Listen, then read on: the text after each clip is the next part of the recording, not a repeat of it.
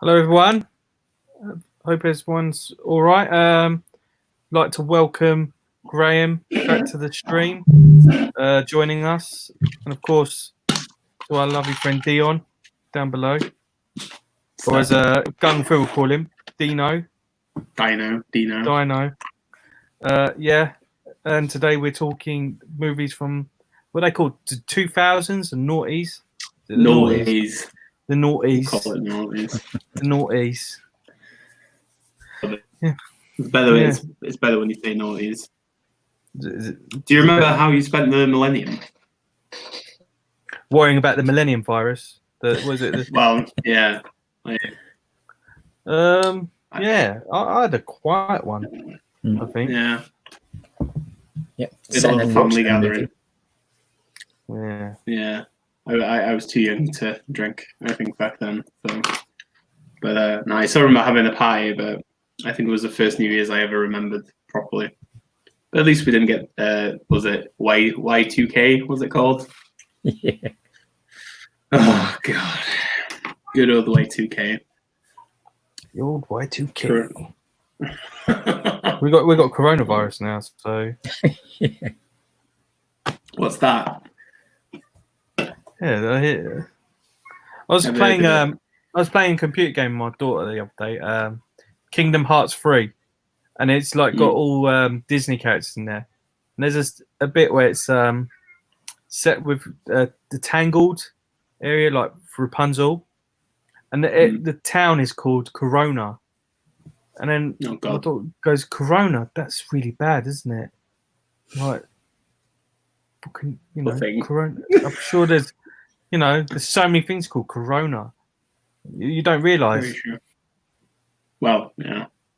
The Mexicans have a drink called Corona. Not the beer, but there's another drink. Or is that an English drink? I think it was. I don't know. It's an English drink. Fruit drink. In Mexico, they don't call Corona in Mexico. They call Coronita. In Mexico and Spain. Yeah, so they call it Coronita. So probably they didn't associate it to be Corona. Obviously, even though it gets bottled there, but still, Coronita. Una Coronita, por favor. I haven't had a Corona for a while. I'll be honest with you. No. Sticking to my European beers. I've got Peroni in at the moment. It's on sale. Yeah. Living the fast life. But yeah. Do the Welsh have a beer? Or like a you got a few. You got like Think or Wrexham Lager, which was like quite a popular lager for football teams back in day. And then we've got like loads of we've got loads of like local ales now, which is quite good. Purple Moose, if you ever come across one called Purple Moose, it's pretty good. But then you've got Brains beer, which is like bitter, which is like the main Welsh beer, I guess. I don't know. But yeah. We just bandwagoned with all the old craft beers. There's loads of craft beer around now. So, yeah. It's not that exciting, unfortunately. But Graham's got McEwen's Lager. Yeah. What's his name used to do the advert for that? Oh, what's Billy Connolly? He used to do the adverts for those. Did he? Yeah, back in the day. I don't even remember McEwen's Lager. And Rutger Hauer used to do Guinness adverts. He did. Yeah.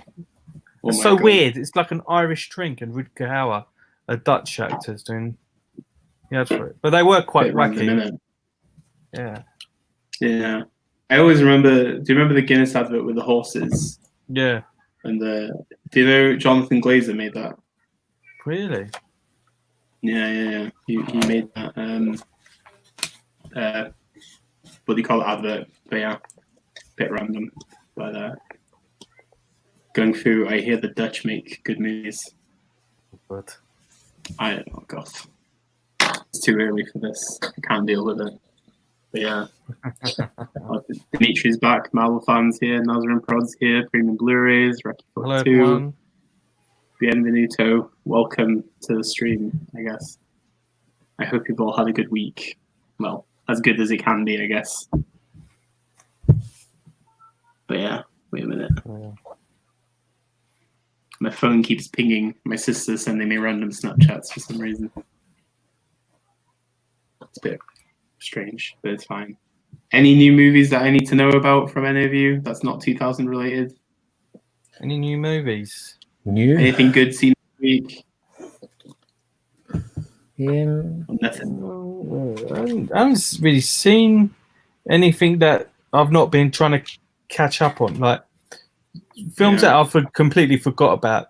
That I wanted to rewatch. That's what I've been doing this week, just for the stream. Yeah. I've not watched many 2000 films this week. Actually, I've not watched many 2000 films. That's all this week. Nope. No, I've seen because I feel like I've seen so many from that decade. It's like, and I've rewatched them so many times. It's like 2000s for me is like my entry point into film. You know what I mean? Like that's when I really got into like different directors and stuff. So yeah, it's like that's how I saw it. What did I watch today? I watched Sada, the Obayashi film, which was really good. Oh yeah. I watched Hotel by the River, Hong Sang-soo, because I still haven't seen it till today.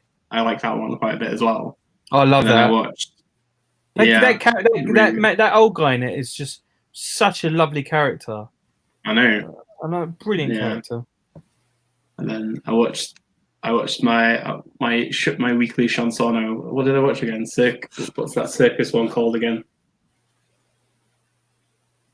The one with the paedophile.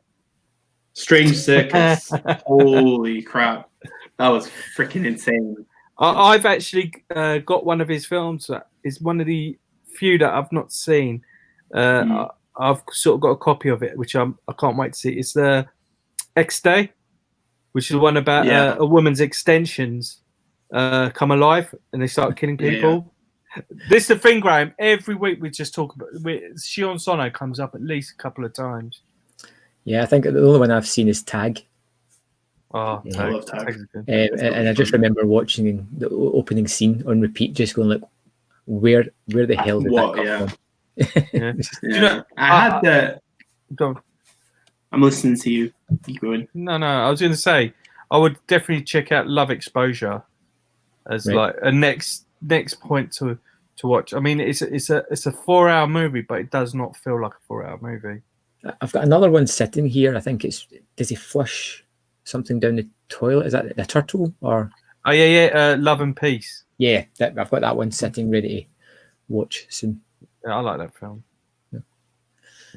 There's a lot of them on Prime now as well, which is quite handy. Because Anti-Porno, Tokyo Tribe, Goldfish. What else is there? I think Love and Peace is actually on Prime as well. There's quite a few of them. But yeah. I actually bought some Hong Sang-soo Blu-rays from America. I don't know how long it's going to take to get here. But I bought Claire's Camera on the beach at night alone because I like those films quite a bit. On the beach, I think that's his best movie of recent times. Do you know what? The first time I watched it was the first Hong Sang-soo film I watched, and I was just like, I wasn't having it. But I rewatched it and I was like, okay, I understand him more now. It's not a good film to start with Hong Sang-soo ever. Yeah. Marvel fans checking out The Lure. Do you mean the Polish vampire lesbian mermaid musical? That's fantastic. The Lure. I love it. It's really good, isn't it? It's so good. Her second film is called Fugue. That is actually quite a hard watch compared to The Lure. I watched it last year. I think it's on Mubi actually, on Mubi Library. It's really good. But Agnieszka Smoczynska is a very good up and coming director in my opinion. But The Lure is crazy. I just remember saw the cover because it's a mermaid in a bath. But it just looks like a horror film, doesn't it? And then you watch it and you're just like, holy shit, this is crazy. It's so much fun. The musical numbers are fantastic. It's just the two girls as well are just amazing. It is very good. Well, random criterion as well, really, when you think about it. Yeah. Very random criterion. But a bit random. I don't know. Do you want to start then? Since I guess most people are here. Just quickly, I see a premium Blu-ray say he bought Throwdown today. We were just talking about that. I'm halfway through watching that. I had to stop for this live stream. and honestly, it was a struggle to come away from it. It's so good. Yeah, really enjoying that. It is a great movie. Watch along. Johnny Toe. What? Who's released that? Eureka Masters of Cinema. It's a really weird release from Masters of Cinema. I mean, there's movies from Johnny Toe that I would definitely put in there. Throwdown would not be one that I would put in there. It's because it's so different from the styles of films that they put in Masters of Cinema. I mean, I would have put Exiled in there because I think that's his masterpiece. I think that's Johnny Toe's masterpiece. I like Johnny Toe though. I think he's a good guy. Oh. So he's got two, and then Mad Detective is another one. He's got Eureka as well, but that's out of print. Spy number 2. Yeah, 2 early on. Spy number 2. That must be worth a shiny penny or two then. I don't know. Is it? Would it be expensive? Probably. What else have we got? I got to go, but I'll hopefully be back later. Probably my favorite movie decade. Okay, Marvel. See you later. Graham, going through is asking, have we watched a TV series called Edge of Darkness 1988? He was talking to me about this. Based on the Mel Gibson movie. I've seen the Mel Gibson movie, but I haven't seen the series. It's based on the TV series, wasn't it? Yeah.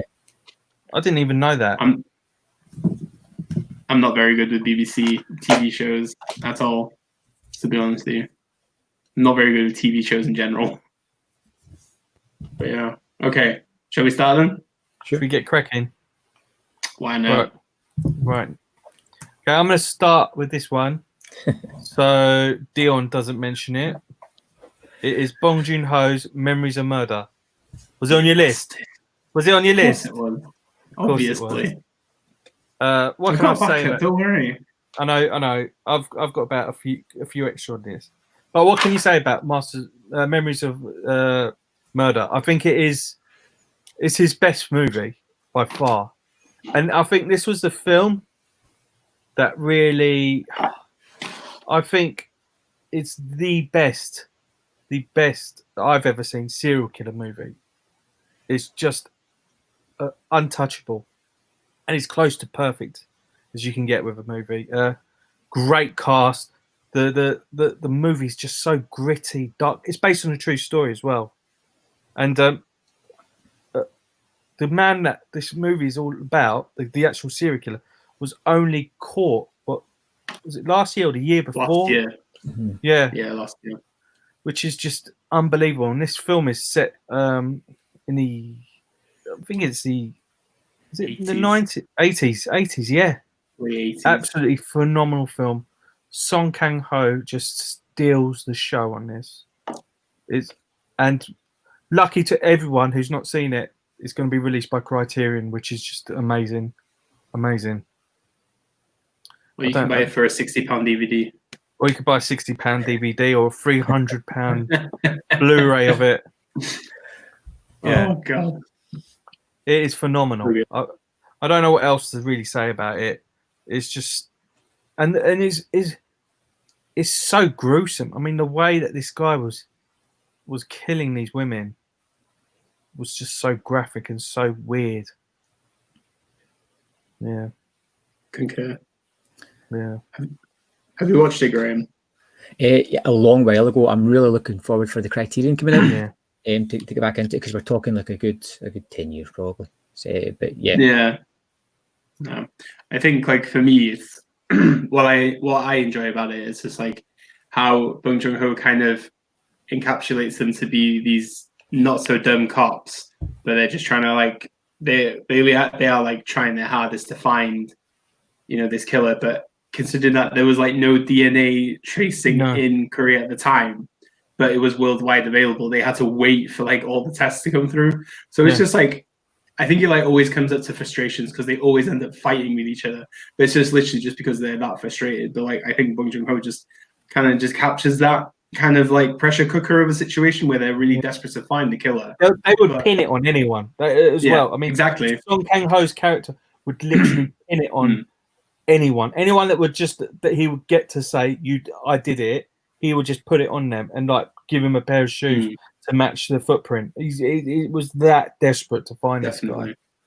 Yeah, because you got to also remember South Korea don't have many murders, and for this to be a serial killer, a chain of murders, it was just like it was crazy at the time.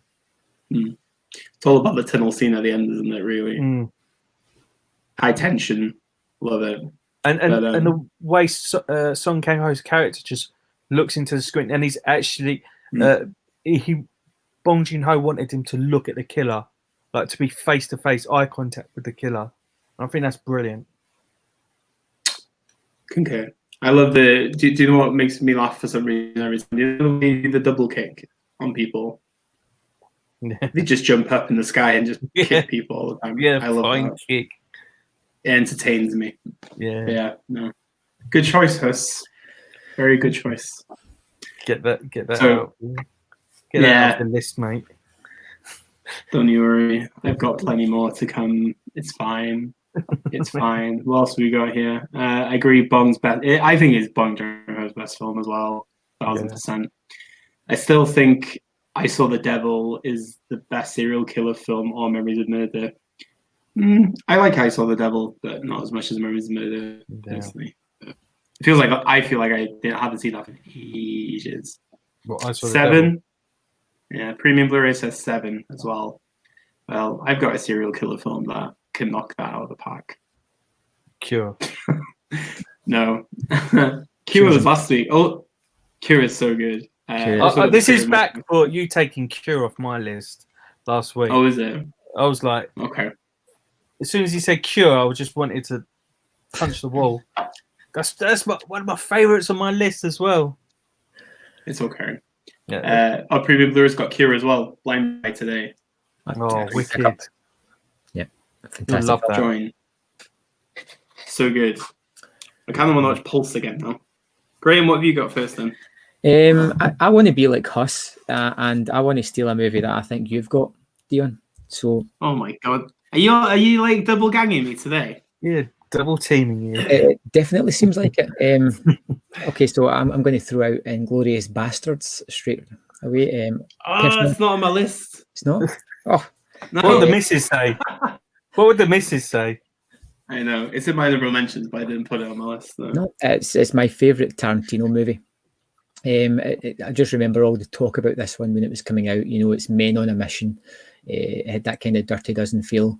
And then you sit down in the cinema and you get this long, drawn-out conversation between Hans Landa and the milk guy, the farmer at the start, and you are riveted, hooked. That is more exciting than any other action set piece. Like I think I've seen that year. That was just screenwriting at its best, direction at its best, and the movie just moves on from there. The introduction of Melanie Laurent, we get Christoph Waltz in, what I think is his best role just now. It's so much fun he's having with it. You know, there's like a maniacal glee almost whenever he's there. And then you get this really off-kilter side story of the bastards themselves, who are almost portrayed like comic relief, a little bit of levity for the rest of the main story to play around about. Inglourious Bastards is, you know, it's my favourite Tarantino. It's a pure joy to watch. It's one of those movies that no matter how many times I've seen it, I am riveted as soon as that opening scene begins. Yeah. I do enjoy it. That bar scene is also so that's fantastic. Yeah. Yeah. Nah, it's always the same. Same. Like I said, I've said it before. I went to see that 5 times opening week when it came out. I loved it that much. I think it's the most rewatchable Tarantino film there is. And as you say, Graham, it's just the way that he just pounds it out. It's multi-layered, loads of characters. You don't really get bored of any angle of the story. You know, and at the same time, it's like you don't really get much of a background of anybody, but you just kind of latch onto them straight away. Just even like Hugo Stiglitz, where it's just the Nazi killer, played by Til Schweiger. Yeah, you know what I mean? It's so good, and as you say, the Mexican standoff is just brilliant.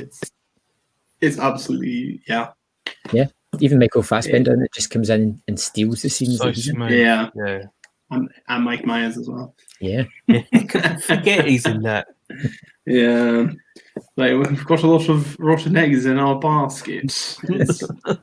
Antonio his Margaretti. Oh god, yeah. It's just, the ending when he's just shooting Hitler in the face, and then it's just like the camera just sticks and goes, yeah, is so much fun. But that's the weird thing, talk about screenwriting, Graham. He didn't even get nominated for an Academy Award for Inglourious. No, he was nominated, but he didn't win. But then he won for Django. Yeah, no. Crazy, isn't it? Yeah, he's best script is Inglourious. Yeah. So absolutely bizarre. Dimitri says Busters is absolutely fantastic. Tarantino's finest hour alongside Jackie Brown. There is a lot of love for Jackie Brown on this stream every week. Not watching in a long time. It's great. But I genuinely just don't remember that much now. I remember I had like that original. It was like a Tarantino 3-pack DVD set. I think it was Pulp Fiction, Reservoir Dogs, Jackie Brown. I remember just going through all of them all at the same time. But I don't know. I'm gonna have to go back to Jackie Brown because everybody keeps talking about it. And because I remember De Niro being quite good in it. Yeah. But yeah, he was. I just don't remember much of it. Eli Roth is secretly the MVP of Bastards. The Jew Bear. Classic. Absolute. Yeah. Top stuff. Oh, I was so excited when that movie came out. Yeah. It was definitely one of those, like, I think probably that's the most buzzed I've ever been to go watch a film. It's definitely the most excited I've been to go again and see one. You walk out of it going, I want to just turn around and go right back in again. Yeah, exactly. No, definitely. I think even Brad Pitt, I love Brad Pitt in that film even. I don't think there is a bad performance in Ghostbusters. Nope. No, I don't think there actually is. Good choice, good start. But yeah, wasn't on my list though, so I haven't been double teamed just yet. But maybe I will later. Bloody Dudley Brothers, that'll be fine. I'm just gonna knock this out now since we talked about serial killers. And we've actually talked about what death, but so my first choice is Zodiac, David Fincher, 2007. My joint favorite film of all time. Absolutely fascinating, telling of a killer in San Francisco, set over 20 plus years, with a writer being utterly obsessed with trying to figure out who he is, a cop who is doing his utmost to try and figure out the truth, and then another journalist who kind of just niggles on, and that's Robert Downey Jr. But I just love how it's in phases, this film. The first hour is about Downey Jr., the second part is about Mark Ruffalo, and the end is really about Gyllenhaal and how Gyllenhaal is so obsessed. And that's the thing about it. It's not quite exactly the serial killer film that you expect, but it's about obsession and it's about wanting to know the answers to everything. But once he delivers that line, it's like, I need to see him in the eyes, basically. And then he goes to see the alleged guy. I love that scene. And then obviously it's just one of the most technically fascinating films to be made. Just the way, if you watch the behind the scenes documentary of it, Fincher recreated most of the streets with pinpoint precision, from photos and everything, and he just rendered it CGI wise. So it's just completely different type of filmmaking, very thorough filmmaking. And I do think it's an underappreciated film. Obviously, I do know a lot of people do talk about it, but I don't think it has enough of a fan base that it deserves. I don't know if it's because of the length of it, but yeah, I watch it 2-3 times a year. It's one of my favorite serial killer films. So yeah, yeah, I love it. I absolutely love it. It's one of Fincher's best. Definitely. Easily. What is your favorite Fincher?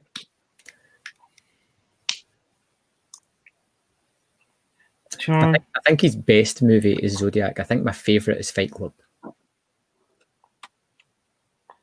I mean, I like Benjamin Button as well. Do you? Yeah, you must be the only person. I actually quite like it. I think it's visually just stunning. It's a stunning movie. Yeah. I like Panic Room as well. Yeah, Panic Room's great. Yeah, that's really good. But no, it's just good casting. Like, do you know Daniel Craig was actually meant to play Robert Downey Jr.'s character in Zodiac originally, but he pulled out because of Bond. Yeah, and then but then Downey Jr. was well known to have tantrums on set because Fincher's well known for doing take after take after take. So he wouldn't let Downey Jr. go to the toilet. So Downey Jr. used to pee in bottles and just leave bottles of piss all over the set. Yeah. No way. Yeah, and then that the scene that gets me every time also is when he's in the basement with the with the organist from the movie theater. Yeah. It's like nobody has basements in California, and then it's just the rain, the setting, and then it's just the delivery between Gyllenhaal and the other guy is just crazy. The funny thing about Gyllenhaal as well, and that the guy that he was doing the scene with, he's just known him all his life. He's like an uncle to him. So for him to actually portray being petrified of something that he's so familiar with, just kind of shows you the caliber of what Gyllenhaal is as an actor. Even though I wouldn't say that he's made a good film in a while. Really, I can't even remember the last good Gyllenhaal film I saw. Prisoners. Probably Prisoners. Yeah, that's like 2013, 14. Obviously, Enemy as well. But have you seen Nightcrawler? What do you think of Nightcrawler? I'm not so keen on Nightcrawler. I think it's good, but I wasn't as flawed by it as most people. I don't know. I watched it twice now, and I just still can't. Doesn't gel with me. Yeah. I prefer the Velvet Buzzsaw. I love that movie. Yeah. Well, a lot of people hate it, but exactly. But no, I have a lot of love for Zodiac. That needs a Criterion as well, but maybe one day. Yeah, we shall see. But I'm glad Fincher's back this year because obviously he's not made a film since Gone Girl. That's 2014, 15, 2015, right? Yeah. Yeah, he's got a Netflix coming out. It's called Mank, isn't it? Yeah, Mank. It's about the guy who wrote. Mankiewicz. Yeah, he wrote Citizen Kane with Gary Oldman in it. So that's Fincher's next picture. So I'm looking forward to that one.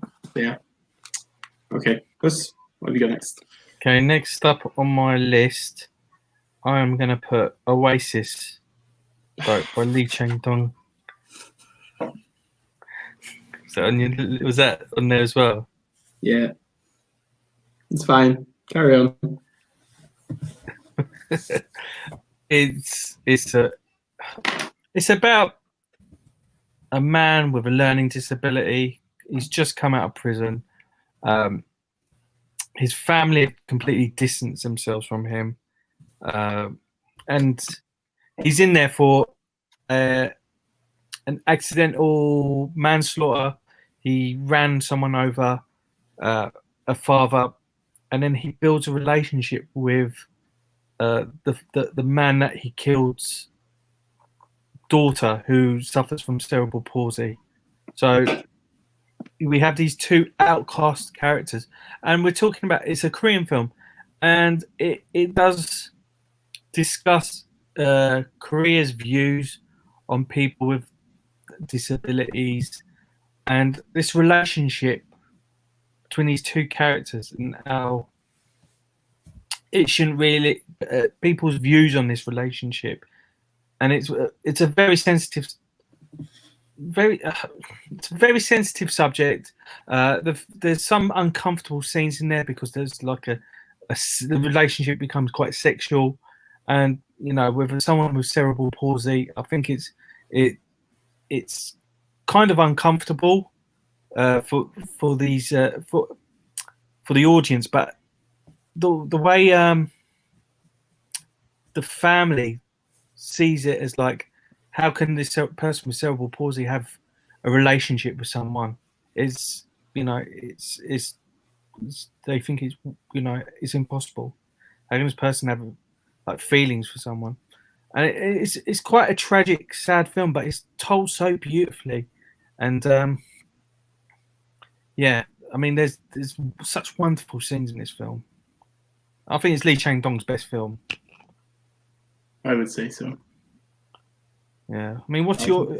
You could probably. I mean, what more can I don't know what to really say about this film. It's just such a wonderful movie. It's amazing. Like the point I would make with it is like the way that Lee Chang-dong kind of like uses this environment, because obviously South Korean values are very different to our values and how we treat disabled people. And through this, you kind of get the mindset of what Korea is, but at the same time, it's really a story about love and how love tries to triumph over all types of adversities.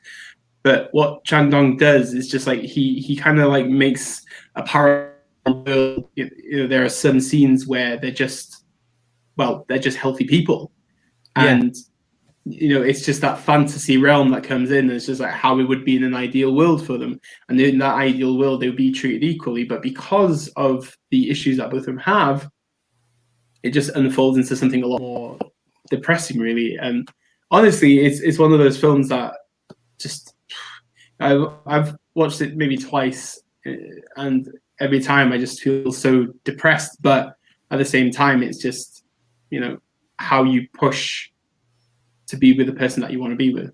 That's kind of like what I get from Oasis. But I really love that dancing scene where it's just there's two really nice scenes, but because she's up and she's dancing, there's one in a train station, that's when it's one of those things where you just see her as like a fully healthy person. Yeah. And then there's that other scene with the elephant. I think it's just so beautiful. It's such a beautiful film. Yeah, definitely. Good choice. Another one on my list, but it's fine. I didn't know that was going to be on your list. I really didn't. Seriously? Yeah, I would have thought you'd put like Peppermint Candy on there at least, but I didn't think you'd put Oasis on there. No, Oasis is my favorite Dong film. Director Dong. Sadness. What we got? Sorry. I had a few more things about Zodiac. My favorite. Premium Blu-ray says my favorite Fincher is The Game. Interesting choice. Picnic scene in Zodiac is haunting. Yes, it is. And then Graham also. The Price in the Game box set. Yes, that is atrocious. How expensive that is. Yeah, like shocking. It is mental. How is it about 30 quid? Is it still? Is it 35? 35. Still 35 quid for the Amore, a book, and a hard case. Yep. It's not one of those films that you would watch that regularly. No. Game, because it's like. Yeah. But you got Quiden for $19.99. Yep. Yeah. That's a good price. $19.99 is a good. It's. But.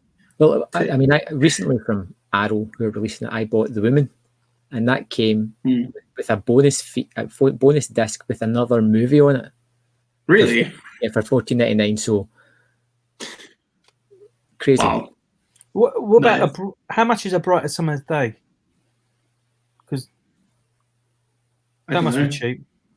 Because that is probably one of the best Criterions I own. I mean, 17 pounds, isn't it? It's 2 discs, and you've got a feature-length documentary on there with Simon Lang and Ho Xiao Shen. Yeah, about £20. You see that is that's one of the best Criterions. Worse than the 2 for 25, I think. Actually,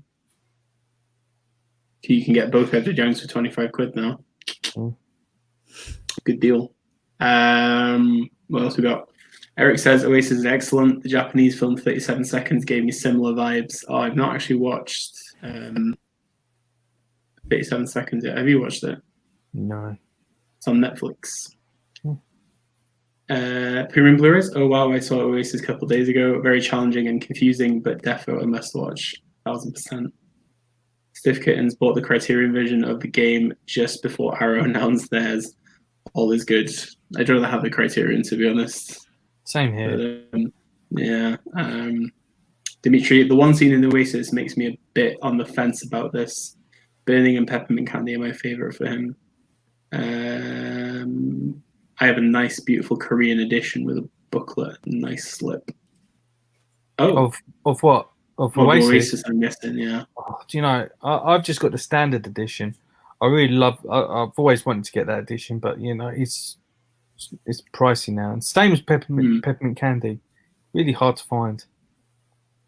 Dimitri's asking Graham, are you going to be talking about the Arrow, Endless, and Resolution set?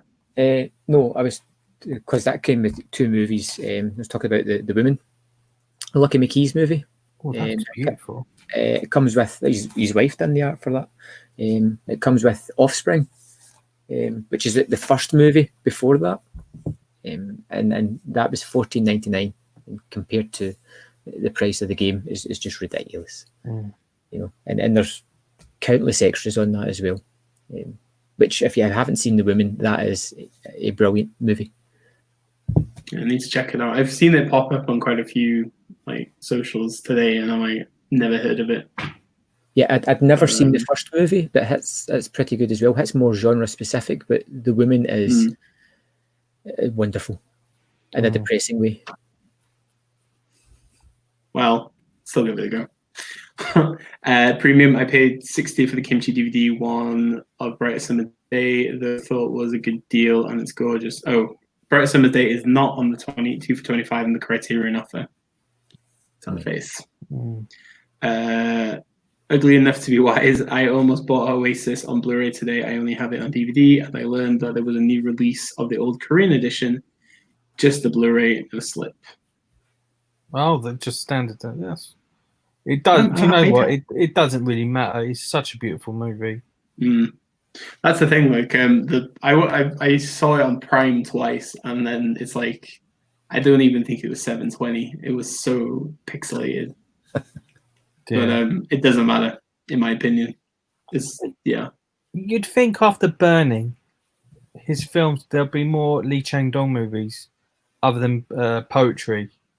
I think more people are. They're more focused on Bong. That's the problem. Yeah. That's the problem, isn't it? Yeah. It is what it is at the moment, I believe. Dimitri says, "Oh, I had no idea. I had no idea about this. Quite like McKee's May, and I have the older UK The Woman Blu-ray. There's an older version of it. There's a bit of a bare bones Blu-ray that came out, but Lucky McKee himself's got a lot of behind the scene videos and that he's put on this disc as well. So that's quite fun stuff. Yeah, it's well worth it. Oh God, my bank account is dying already. I wonder if they updated the English subs. They were reportedly great. Probably not. My guess is the exact same disc. Don't know. The host know. Oh, was the Korean one? The Oasis one. I thought it was okay. I don't know if there was an issue with the previous release. I didn't know about that, but the one I've got, which is just a standard slip, was fine. I think the subs. Obviously, with Korean releases, sometimes there are issues with the English subs, but yeah, I mean, it was quite decent. What else we got? Stiff Kittens for a good price. Studio Canal are releasing Flash Gordon 4K. Zavi have a steelbook, which is £20 cheaper, and the box set comes with 4K and 3 blues. £30. Good deal. Yeah, I've never shop at Zavi. And Flash Gordon, well, and that too. I've seen a lot of angry people with their Jaws sets this week. Yeah. Because dented spines. I've heard the booklet is printed wrong or something. There's loads of misprints in it. They didn't bind it properly. Yeah, so apparently they have to either you keep it or you send it back, and then the Universal's going to have to re-bind these books. So, but it's sold out, isn't it? So, yep. I think So crazy. Dimitri, Pitch Black 4K 2 also is coming out. Dimitri's very excited for Pitch Black. I am not. Yeah. A lot of people love Pitch Black. I don't get it. It's been a long while since I've seen it. Yeah, same. And for 22 quid, I don't know. I mean, that I'm already skint because I went and ordered the Dawn of the Dead UHD. Oh, did you? Is that big box? Yeah. Yeah. It does look pretty. Yeah. So, I mean, that's the only edition you'll ever need, I think. You know, so until the next one. I can't see them bettering that edition. Surely not. I hope not. But... Oh God! Right, Graham, what's your second choice then? I will go for Darren Aronofsky's The Fountain, which is a very polarizing movie. It's one of those ones that I think if it clicks with you, it clicks big style. It did with me. Hugh Jackman, Rachel Weisz. It's over 3 different time spans, from the conquistador age to current age to in the future. But it's all about dealing with loss and creation and this relationship that's at the heart of the story and how it's ultimately coming to an end. It's one of those movies that I can't fully articulate why it affected me as much or why I love it as much, but it was just one of those movies that just instantly clicked and I knew I was watching something special. It's not one I watch a lot. It's one I like to savor. Every few years I'll go back to it and just I love the way it looks, the style, the story, the performances, everything about it is just wonderful. So good choice. Aronofsky is one of those polarizing directors, anyway, isn't he? But yeah, I'm not the biggest Aronofsky fan, but that you're not. Oh, I love him. that's my favorite of his as well. Yeah. He's a ledge. I have Requiem for a Dream in my honorable mentions, but I've always been on the bench with The Fountain. I've only watched it once, and I don't think I was in the mood for it. I think you have to be in a certain mindset to watch The Fountain. I don't know why, but I think you have to be the same with most Aronofsky's. Like Mother is another one. Requiem for a Dream, in particular, is one of those films that you have to be in one of those state of minds to watch it. That's one of those movies that for me it's watch once and then have a nice hot shower, get the stench of it off you, and never think about it ever again. Yeah, it's got one of the most depressing endings in a film ever. But yeah, no, I can see what you mean with The Fountain, but I think I'm gonna have to rewatch it now after you mentioned it. It's been a long time. I haven't watched an Aronofsky in ages either, but he's gone very quiet actually after Mother. Not actually made anything, is he? No. Never Forget Noah with the rock monsters, the rock angels. Oh God, what a random director. Yeah. Have you watched The Fountain, Huss? No, I've not seen it. I think you'd dig it, but you'd have to be in the zone. It's quite a long film as well, isn't it? I think it's about 2 hours. Is it 2 hours? Is it? I thought it was a lot long. Maybe it felt a lot longer when I watched it. But what are your thoughts on Mother? Do we have any Mother supporters in the house? Or no? It's just an hour 40. Mother, I again, it's one that I'm never going to watch again, but I like the experience of watching it. Yeah. The whole the third act where things just go utter chaotic. Yeah. Is like an assault on the senses in every way, shape, or form. I like it. I'm never going to watch it again. Yeah, I have watched Mother a few times. I quite like it, but I really like Aronofsky as a director. He speaks to me in the most strangest of ways. But just even Black Swan. Black Swan is so pervasive.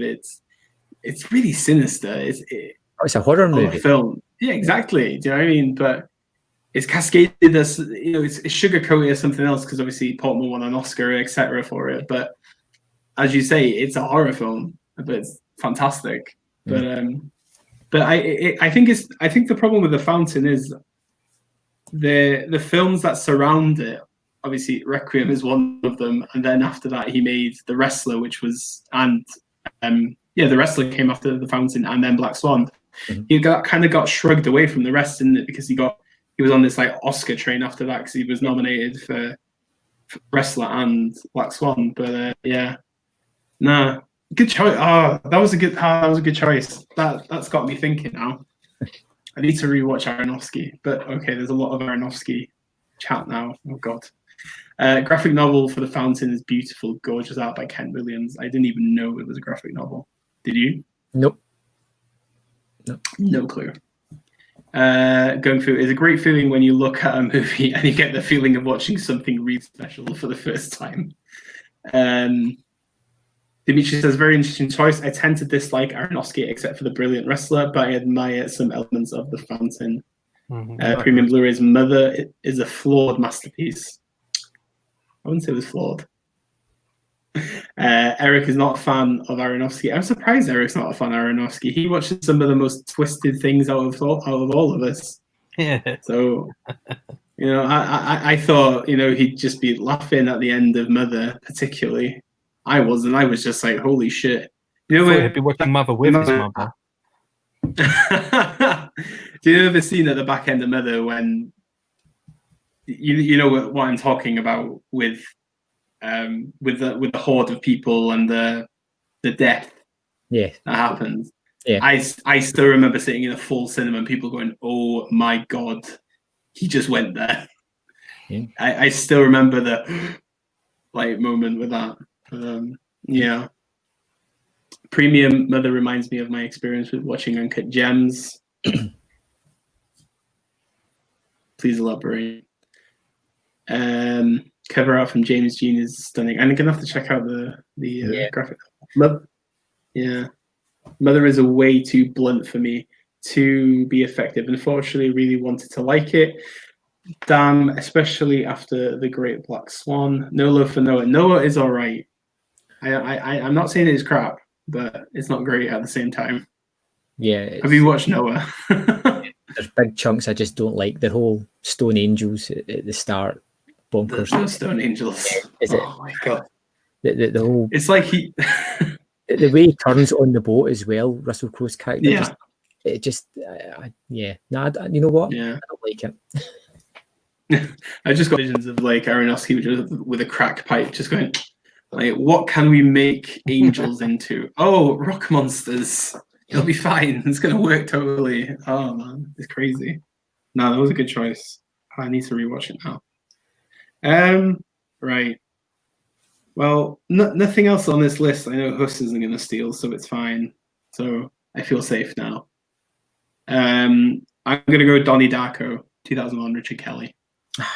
Bugger. Was that on your list? Yeah. I thought it would be on your list for some reason. Honestly, there's two ways I consider Donnie Darko. It's either a masterpiece that wasn't intentional, or it actually is that thought-provoking and interesting. Because the thing about Richard Kelly, I think, is that he is a very strange filmmaker. After watching Southland Tales and you see what he's done with, I've not seen, is it The Box or is it The Cell? The Box. The Box. Yeah, I've still not seen The Box, but everything that he seems to have created after this is utterly bizarre. But with Donnie Darko, it is just this film where I kind of connect with Jake Gyllenhaal yet again. He was just that awkward teenager that I felt like I was, but obviously I didn't envision giant bunnies and giant time travel.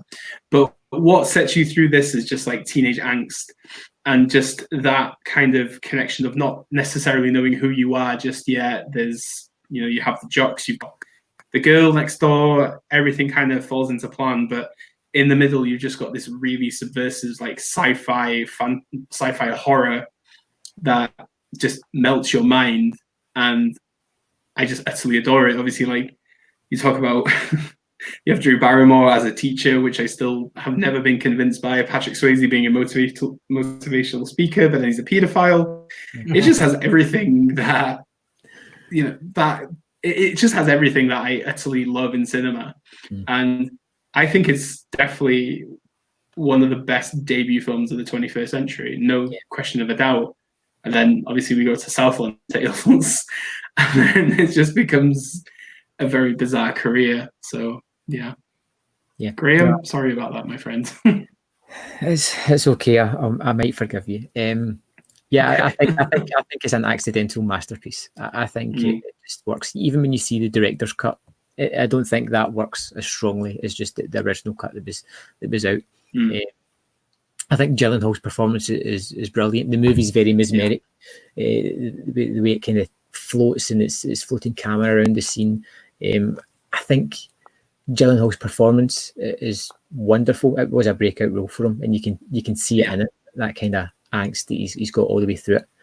I love personally the dinner scene table, with that table, and they're just bickering and having it just feels like an honest family kind of moment. And I love that. Terrific movie. The fact that that's actually his real sister as well kind of helps the tension, doesn't it? Yeah, it really does. It really got me to Tears for Fears as well, because they use a good Tears for Fears song in that. There's a scene when you go back to the high school. What is it? What's the name of the song again? And they go, Mad World. No, not Mad World. What's the other one?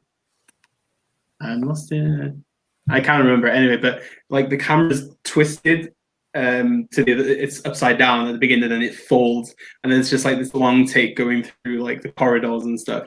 It just kind of like sets a really cool tone for the film in general. The thing about Kelly as well, he's got really interesting filmmaking ideas in his head, but at times I don't think he just utilizes it properly, or he just goes a bit too mad. But Head Over Heels, thank you very much. Ugly Enough to Be Wise. That's the name of the song. Yeah, Head Over the Heels in that sequence is fantastic. I'm assuming we're a theatrical cut fan base here, or director cut. Theatrical. Yeah, I don't mind the director cut, but theatrical the same here as well. What's your Donnie Darko thoughts or memories? Yeah, it was one of those films. It was like that first, of the 2000s. I think it was the biggest sort of like non-mainstream movie that just blew up because of the narrative, how it was so different. Everyone's talking about it like, do you understand it? But yeah, it was brilliant. It was mad. It was that mad, beautiful film that no one understood at first. But yeah, it was brilliant. It's taking its time to get an audience, but no, I don't think it's taking its time. But it's I think it's a good definition of a cult favorite, really, isn't it? And definitely probably one of the first cult following films of the early 2000s, just like Ichi the Killer would be, because obviously they came out the same year. So I think that's how I see it. But Dimitri says release the Kelly cut of Southland Tales. The Richard Kelly cut of Southland Tales, is it going on 4 hours or 3.5 hours? Right. So the theatrical release that you have on the standard Blu-ray is 2.5, but he took it to Cannes. It was like 3.5 hours long, and then that was a Cannes premiere as well, Southland Tales, which is even more funny. Me and Dimitri are working on a video about our thoughts on Southland Tales because we love it that much. So keep an eye out for that one. Stiff Kittens, why you wearing that stupid Bunny Man suit? Oh, who isn't? Actually, yeah. I Am Patrick Swayze docu is fascinating. There's a documentary about Patrick Swayze. I never knew that. Stiff Kittens, I love Maggie more than Jake overall. I like Maggie Gyllenhaal quite a bit, but I'm still a Jake fan. Ever seen her in a film called Secretary? Yeah, with James Spader. Yeah. That is a very raunchy movie. And then everybody tells me Head Over Heels. I like Richard Kelly's films. They are odd, but I have a soft spot for them, says Peter. I also have a soft spot for Domino, which Kelly wrote. Oh yeah, he did write Domino, but he didn't direct it, did he? That's the Keira Knightley film. Yeah, Tony Scott directed that one. Tony Scott, he did, yeah. Oh God. There's a Cam cut, and there's also the Kelly cut. Can't wait for the 4K release in 15 years. Probably released by Arrow. They are releasing Southland Tales at some point. Are they? Yeah. It was. They put like little cards in the releases of upcoming titles, and that was one of them, like a while back. Wow. Seriously? Yeah. Seriously. There's no definite date, but they are releasing the movie at some point. Oh, he's happy now. Yeah, I've got this. I've got this one. It's like the standard like Amory of it, which really needs Yeah. It is worth a watch, man. Like, I'm guessing you've never seen Southland Tales, have you? No. Just watch it. Seriously, it's one of the best Justin Timberlake movies you'll ever watch. Justin Timberlake. Exactly. What was that film Justin Timberlake did based on a murder of some kid, and it had all these people that were their point of view on it. I think it was something dog, Alpha Dog or something. Yeah, Alpha Dog. That's it. I think that was the first Timberlake film that I saw. I remember what was it? That one when Amanda Seyfried did it In Time. Was it In Time? Oh yeah. That was terrible. I remember going to see that in cinema. So bad. Right. So number 3, Huss. Number 3.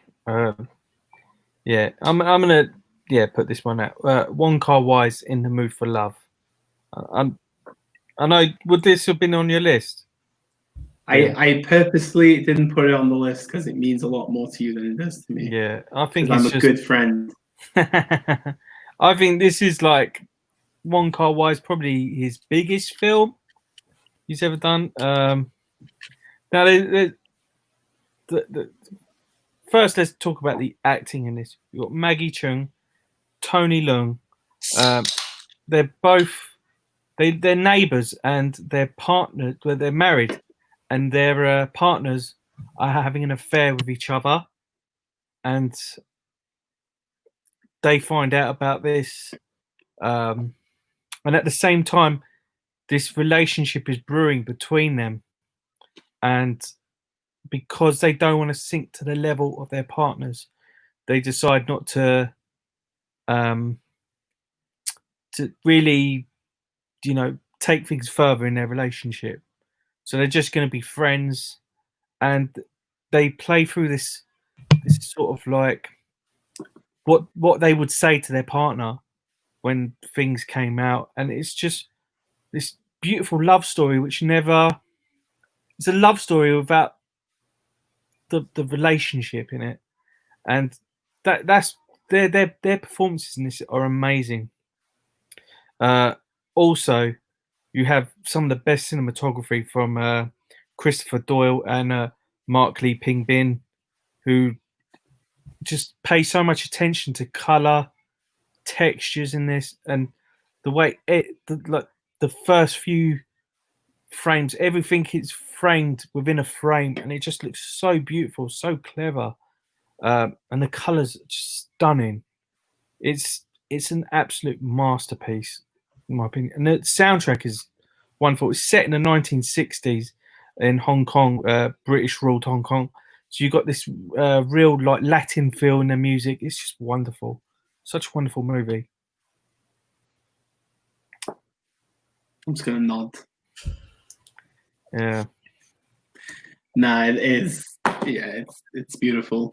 Is it my favorite Wong Kar-wai? Probably is, because it's the one I've rewatched the most. It's pure magic. Like you said, the filmmaking is top rank. Just the way that he does, the way he uses angles within that film as well. They're not for like a drama. Then it's not very normal. It's always like distorted. Or there's always interesting blocking, and then at the same time, it's not always that vibrant. But because there's a lot of dark settings in it. Yeah. But there's always that flash of red or something like that kind of just that pops. Pumps it up. Yeah. There's a very nice pop to it. I think this is Tony Leung's best performance also in a film. He's so composed, and he doesn't really show emotion, but you understand what he's feeling. It's more of like a physical performance rather than derived from dialogue. And same with Maggie Cheung. It's just the way that they work together anyway you gain a 2-for-1 really every time you cast these two in any kind of film together. But utterly adore it. Yeah. And the use of Yumeji's theme in this is, I think it's just so much more beautiful than when it was actually used in Yumeji, the Seijun Suzuki movie, because it's actually the theme song for that film. And Wong Kar-wai knew the composer of it, said, "Is it possible to fucking use this in my film?" And it just, the way it's so beautiful. The way that song is performed as she's going down those stairs with the dumpling soup, it's just, it's just so beautiful. Makes you hungry as well. Have you seen it, Graham? No, I have not. Oh, it's one to definitely see. Yeah. I mean, there is a criterion of it. I mean, I have the correct. Do you have the criterion? Oh, yeah, you do. You showed it to us. I have it. Is there not a criterion state of this movie's coming this year? Yeah, Christmas allegedly. Can't wait. It's gonna be pricey, but I've got about £250 just set to one side because I think it's gonna be around the 200 mark at least. If the Bergman set was 230. How many movies was that? Was that not 40 or something? Yeah. And the Godzilla set was 150, and that. Yeah, and that was. Maybe about 200. I would say maybe. It's 1, 2, 3, 4, 5, 6, 7, 8, maybe 12. 9, 10. How much is the Agnes Varga set? That's is quite pricey as well. Yeah, that's probably comparable. So this is going to be 10 movies. Well, 9 movies if you include My Blueberry Nights. Yes. That's a part of it. The complete Vada set is going to be $174.96. Right, so I think you're looking at about £100. 100. If it's 100, I'll be quite happy. It depends how they package it as well. Yeah, if it's going to be some sassy packaging, I can feel it. But yeah, I think it's going to be one of those sets everybody's going to go for. I'm very tempted by the Vada set, to be honest, but I'm going to wait for that one to go down in price. But because I haven't got the Curzon set either, actually. What else have we got? One of Wong Kar-wai's best, says Eric. Dimitri says, Huss out here with a real banger. Frame pacing, the sensuous touches, the accentuated reds, phenomenal cinemas, says Dimitri. Stiff Kittens, another Maggie Cheung film. Wow, never saw that coming. Stiff Kittens also got the Godzilla set for £90 delivered. That's quite good. Have you got the Godzilla set, Graham? No, it was too pricey for me. And that box, the size of the box. It's going to get damaged in the post as well. Yeah, how do you display that? Like, really? Yeah. I kind of hope eventually they might just do an Amore box set of it. A bit cheaper. It'd be nice. But we'll see what happens. Someone put printouts for covers for Amores of it. Because they took it all out of the book and just put it into Amore cases with the artwork. So I think they put it online with all the Amore cases. That's quite good. Yeah. Still have to spend a lot of money to get it though. Oh, yeah. No. But you never know. You might get an eBay deal like Huss did with Memories of Murder. £50 all in. Well, I got that Godzilla set for £45. Oh yeah, you did, didn't you? Yeah. It's slightly damaged. It's on the corner. Bargain. I said, I'm. Yeah.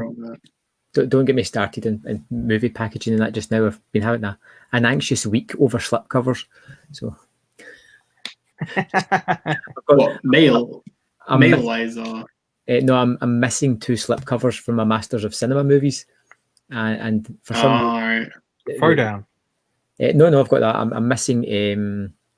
Raining in the Mountains and Westfront. I'm missing the 2 slips for that. And Well, so they just didn't post them to you? I got the movies, but I didn't get the slipcovers with them. But I've got the slipcovers for every other release. Oh shit! So the fact that I'm missing that is calling me, Yeah, causing me anxiety for no reason. It's just crazy. well, if it's like, I don't know, if it's the focal center of your videos, I guess, as well, isn't it? So it's just like, oh man, yeah, I can imagine. I had a hissy fit because I didn't get a slipcover with Little Women when I got it from America. I don't know why. Yeah, they're a fickle mistress. Slipcovers. I don't know why, but yeah. Dimitri says it's very easily damaged, but mostly if you order from Zavi. We'll stay away from Zavi for now. Yeah, don't. Amazon.com. Don't order from Zavi. I don't know why anyone does. And then everyone complains, and then they go back and order from Zavi. What's wrong with you people? Don't you understand? What they're trying to do to you. They've done it to me so many. I can't deal with them. I don't understand it. How are they still around? And then they send you this email saying, if you pay this annually, you get, them first choice. Why would anyone want to pay extra for a year where you can get dented steelbooks? It's madness. It's absolute madness. Fucking Zavi. Actually, I know somebody that works for Zavi. I've never mentioned this to you before, but yeah. Have you ever said anything to them? No, I've not said anything to her. No, I don't have the heart to because she's too nice. Yeah, I've been invited to they invite you to launch parties, because they do clothing ranges. Yeah, they've invited me to a couple of them, but I've never been. I'm not exactly I'm not a fashionable person, so I don't go to these things. But yeah, I'll mention it if you want, though. No. You want to tell her? Say politely. Do you want me to message her now and say, come on the stream? No, don't. If she's really nice, but just say, say what's it all about? What is it all about? The packaging. She's got nothing to do with the corporate side, but she does all the social stuff. But yeah, Amazon.com delivered it really well for a change. It came with its own box, probably straight from Criterion, then another box with air bubbles from Amazon. Oh, okay, that's quite good. Carlsberg, I feel you, Graham. I'm missing some 88 film slips, and it's driving me crazy. The pain is real. This is struggle. Absolute struggle. Red Carpet is a great deal. £10 off the Twin Peaks box set. If you're happy with that. I didn't get a slipcover for my imported Black Coast Daughter, and I was genuinely disappointed, even though I don't care about slipcovers. Exactly. Don't buy from Zoom either. Got my Parasite order 4 days late and Blu-ray broken. Jeez. Oh, People's Movies. I have seen this picture. They put it on their Twitter. It's like the case is completely cracked, when you open it, and the frame, the actual cover is like cracked completely. It's pretty bad. Madness. Yeah, I have seen that one, People's Movies. Yeah, great review site if you ever want to go over there and read some reviews. How to Drive Us Mad mentions Zavi in each comment. Don't. I'm going to burst a blood vessel. Right then, Graham, what have you got next? I will throw in Fantastic Mr. Fox.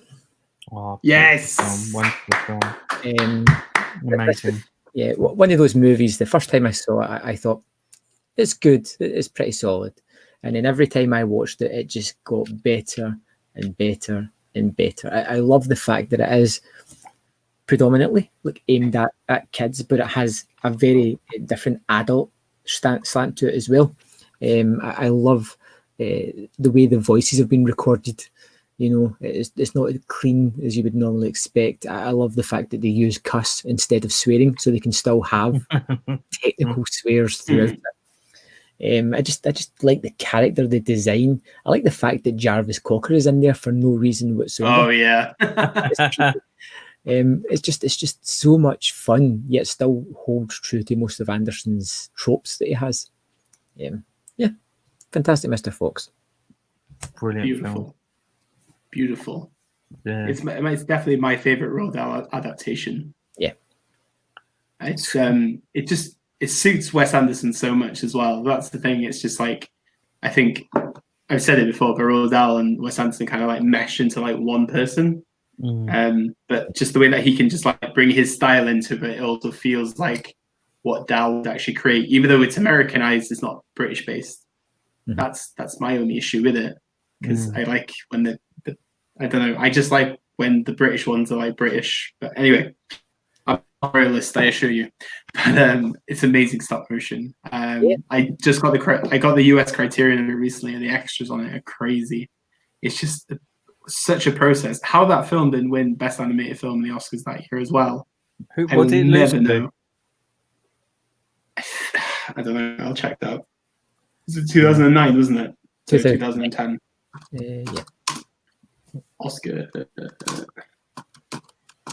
Willem Dafoe plays the rat, doesn't he? Oh, okay. Up won that year. He's so brilliant as a rat. Willem Dafoe does really good villains in Wes Anderson films. Yeah. Like him and Jockling in Grand Budapest as well.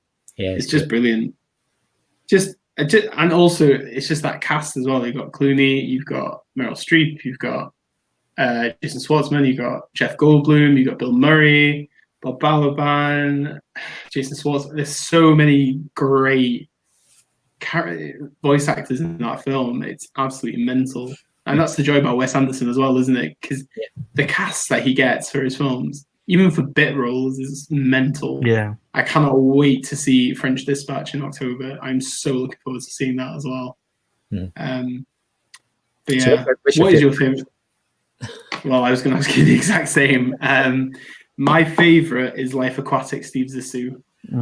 Right, I'm a Grand Budapest Hotel.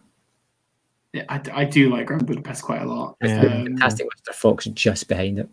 Yeah, I find it hard to rank his films, you know. Yeah, it changes all the time as well. Yeah, because I really love Rushmore. I think that's yes. Yeah, but I think this is the first time we've spoken about Wes Anderson on any stream. Actually, feels like it. Feels like it. Yeah. But no, Life Aquatic's mine. I don't know why. I just find it really cool. And I just really like the way that it's really about a father and a son and them trying to like rekindle like a relationship that they never had. But at the same time, it's just like how he kind of submerges into the world of Steve Zissou. It's just so imaginative. I really love the set designs of it. Just the way that the tracking shots for the boat happen. You know, you see everybody doing this stuff, and he uses it in Moonrise Kingdom as well. But I love it. Yeah, that was a great choice. Thank you. Great choice. What else have we got here? Wow, HD always suck. I still waiting for Grand Budapest to arrive. They got to wait 2 months for missing orders, plus VAT, bind added, checkout not shown right away. Oh yeah, the VAT thing. So I bought some Hong Sang Soos off Wow HD and they put an extra 20% VAT on it, but that's fine. But yeah, Wow HD are really slow. Have you ever orders from Wow HD? Either of you? Once, I think. Yeah. A long while ago. It takes about 2 weeks. Yeah, it took me about 2 weeks to get like my last orders. But yeah, but the Grand Budapest Hotel Criterion that they've released is beautiful. Is on my shelf. Yeah, I was glad when I got that, but I got it off a second-hand seller on eBay. It cost me a bit more, but I wasn't really willing to wait. I was scared it would go out of print. Dimitri saw Fantastic Mr. Fox as a kid, not knowing who Anderson is, and it was such a wonderful experience. Fantastic choice. Fantastic. Oh, yeah, you've made my night now. And then Peter says, well, HD have been fine with me. Okay. Right. I'm going to go from the lovely world of Wes Anderson to the wonderful world of David Lynch now, as you can imagine. Mulholland Drive. Probably regarded the best film of the 21st century so far by most critics in the world. Is that true? I don't really know, but for me personally, is one of the most mysterious and chaotic pieces of cinema I've ever seen in my life. Once you see that trash canister, you know what the fuck's going to happen, but you're going to jump every time because it is petrifying when you see that goddamn woman. Yeah. But what I love about this film is just how Lynch kind of became meshed together for the first time, where he could really utilize dreams and reality together, and then how the dream is a lot more happy-go-lucky, and then once we realize that we're not dreaming, we're in a living hell, and a lot of freaky stuff happens. It is one of the most atmospheric films I've ever seen in the cinema. The choices when he uses blue, blue is freaky as hell. You don't really see that as good in most films. Giallo is one place where you see good lighting with blue, but in regards to Mulholland, that's how I feel with it. Great performances. Obviously, Naomi Watts, it's like her breakout role, really, isn't it? It's really her a star. But yeah, Mulholland Drive. What else can I say? Anybody want to follow up? No, it's absolutely amazing film. It's been a long while since I've seen it, but it's due a rewatch. Best time. Yeah, watch it late at night as well. Late night watching Mulholland Drive is the best kind of like watch, in my opinion. But I think I'm going to rewatch it tomorrow. You should. I feel like watching it. You put me in the mood. Yeah, I think it's on Netflix at the moment. Maybe. I've got the Criterion. Yeah, I don't have. I've got a Studio Canal Digibook. Oh yeah. That's the one I've got, but it's really good. What we got? I wonder how long it will be until there is a Wes Anderson film without Bill Murray. Until the day Bill Murray dies, he's going to be in a Wes Anderson film, I think. What else we got? Mulholland Drive is great, says Peter. I really need to rewatch it. Ugly Enough to Be Wise. That performance of Lorando, my God, yes. That in the theatre, and yeah, it's proper emotional, but very daunting. Dimitri, Mulholland Drive is so good. Stifkins, also, how was Isle of Dogs released in Japan, seeing as the language played such a big part? I don't actually know. I'm not a big fan of Isle of Dogs. I think it's good, but wasn't overly sold on. Anybody else seen Isle of Dogs? Yeah, it's fine. It's fine. Yeah. I kind of left it a bit. Have you watched it? Isle of Dogs? Yeah, I saw it. I took my daughter to see it. Did you? Did she like it? She kept getting up, so I had to go see it again on my own. She was being really annoying. Luckily, it was only three of us, me, my daughter, and my wife in the cinema, so it was fine. Yeah, no. It was brilliant. Private screening, was it? Huh? It was at a Curzon. Private screening. Oh, what's Curzon? Oh, very nice. No, a midweek Curzon. Did you get a glass with your drink instead of a paper cup? Yeah, they gave me a glass. Yeah, and a bowl of wasabi peas. Did you the one in Curzon? Is it Bloomsbury? The one by King's Cross. Yeah, that's the best Curzon in London, I think. That's very fancy. The one I like is Aldgate. It's one of the new ones. Yeah, I've been to that one as well. But the one in Bloomsbury is pretty fancy. I went to see Jojo Rabbit by myself there. And there was me and like a gang of tourists about 9 at night, and my girlfriend and her mum went to bed early, and I was like, I'm not ready to go to bed, so I went to watch Jojo Rabbit, which was a bad idea. Questions. Huss, I recently started buying physical again, trying to rebuild collection. How would you rate Nova Media? I really like it. If you send them an email after your order with your order number, and say to if you're in the UK, you must be in the UK, and you ask them to say, is it possible if you can mark this down as a $14 gift? They'll do that for you. And they also have a reward scheme. So every year things become cheaper for you. So you don't pay any tax on there, and your Blu-rays become cheaper. They're really cool guys.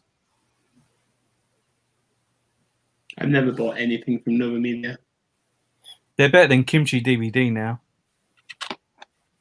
Did I tell you? Don't they do? What? No, what? Someone No, I know did you tell ordered. me what? Someone from one of my subscribers ordered something from Kimchi DVD, the Kira set, and when it came, they opened up the box and it was different titles. It was the Raid 1 and 2. And then when they contacted Kimchi DVD, they said they sent it to the wrong person. They will pay for the postage. You post it to that person, and that person will post it to you. So you've got to rely on that. Oh, God. But yeah, Nova Media has become one of the best in Korea for like buying Blu-rays. I would say Nova Media and Bud Blue are the two best right now. Not affiliated. Not affiliated. Tax dodger. Well, it's just so expensive. It's just you end up like, I mean, to buy a title sometimes like $30. Well, like 30 quid, let's just say. And it's just, to pay the tax on it as well. It's crazy. Bloody tax. Bloody tax. Peter says Inland Empire is great too, very underrated. Yes, it is a very underrated Lynch film. Very long film though. Terry Crews from Brooklyn Nine-Nine had like one of his first movie appearances in Inland Empire. He played Hobo number 2. What was number 3? Going Fu. Naomi Watts reminds me of a bank manager who tried to pick me up a few times. Well, lucky you, Duncan. Very nice. Dimitri says Co's on Mayfair in Chelsea. Oh, very nice. It's wonderful. Love the European style architecture in that one. Yeah, Co's on Mayfair is nice. It's all wood inside, isn't it? It's all like wood inside. Yeah, and very old fashioned. Really weird. And then and then the cinema inside's got the squares in the ceiling, doesn't it, with the lights over it. And then it's got like weird architecture in it. But too many pompous people go to Co's on Mayfair, so I stick away from it. I'm not that kind of person. Blue collar guy in me. Every man's cinema. Every man's cinema. Lovely. What else we got? Blood Blue Bittersweet Life looks beautiful. What happens to Kimchi DVD? They seem to have disappeared. Do we know what happened to Kimchi DVD? They do get the odd release, which is like no one else gets. But other than that, they were like I think 2000 up until 2015, they were like the big boys in Korea. But now, they just disappeared. Cinema Premium Blu-ray says Cinema Museum, also incredible. I think that's an Italian company. I think because I've seen their box set for Terrifier. Because I really love. Have you seen the horror film Terrifier, Graham? No, I have not. With the clown is so freaking good, but it's quite. I don't know. It's only like 4 years old, I think, but yeah, it's about this clown. It's very gory. But yeah, they've got a set of it. I'm thinking about getting.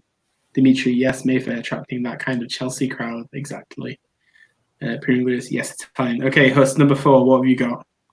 Number 4, I'm gonna go for Goodbye Dragon Inn, directed by Simon Lang. Now, this film is almost like a silent movie.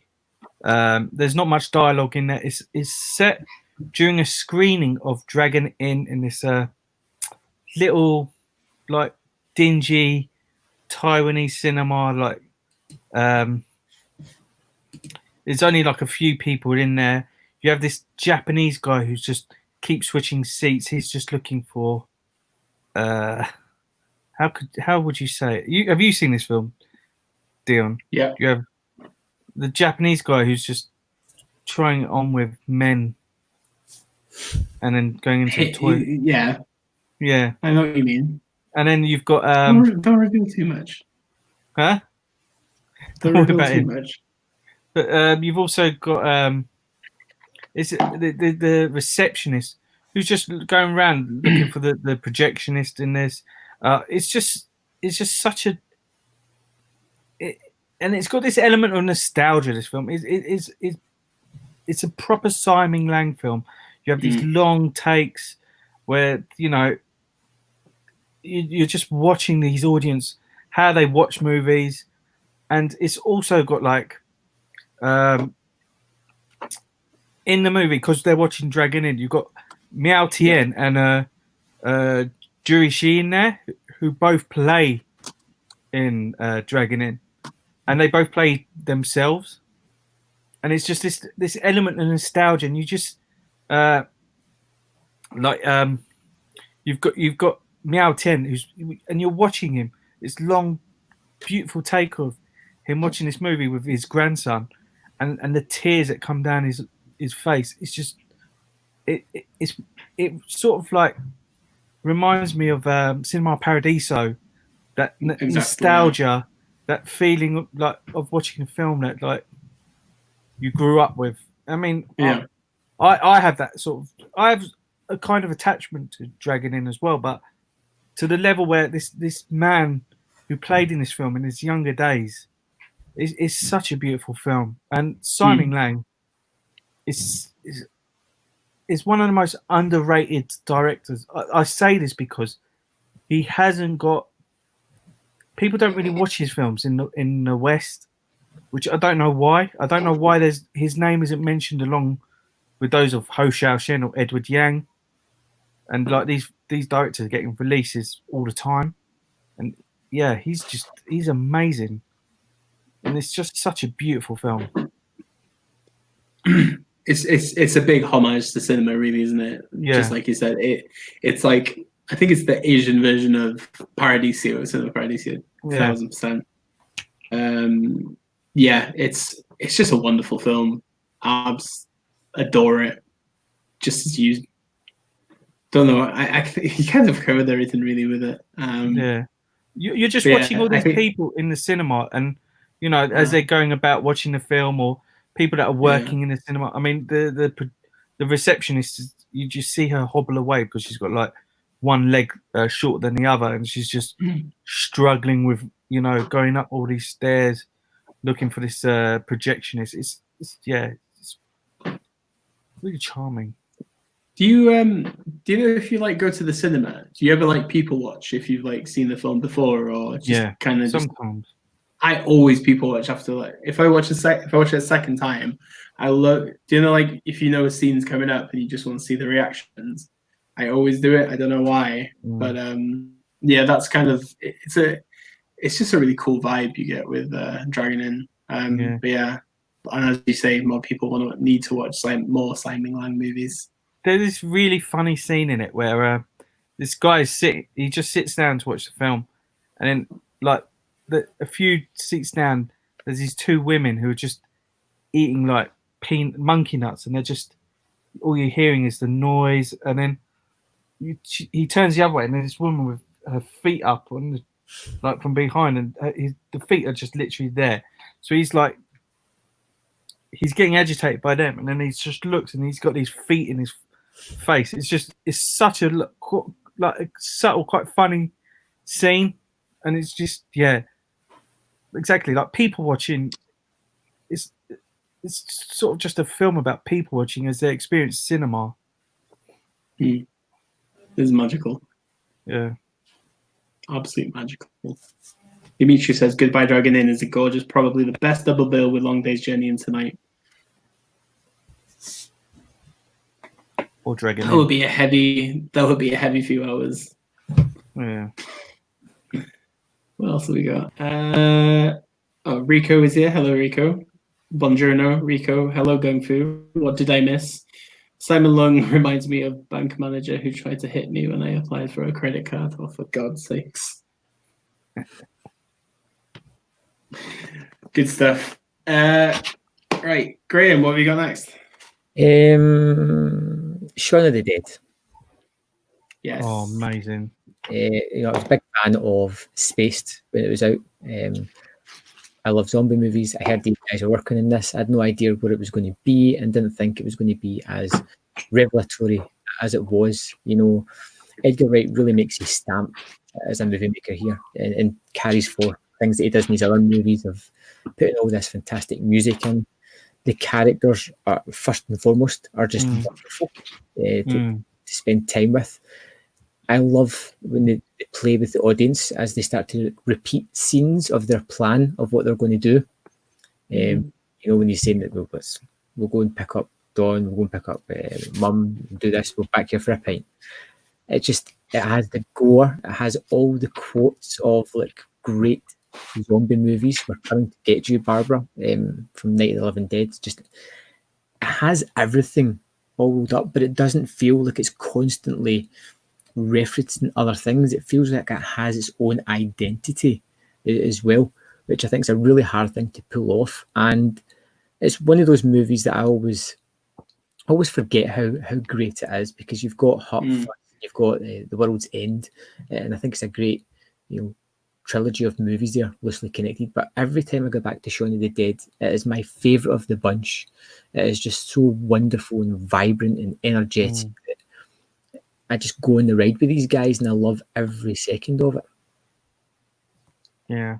I take it we've all seen Shaun of the Dead. Yeah. Too many times. Yeah. I love it. Yeah, same. I still remember like watching it.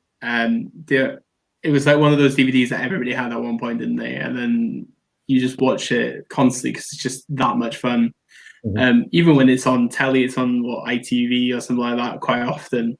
I'll always leave it on because it's just kind of, as you say, it pays homage to zombie films, but at the same time, it's his own film, isn't it?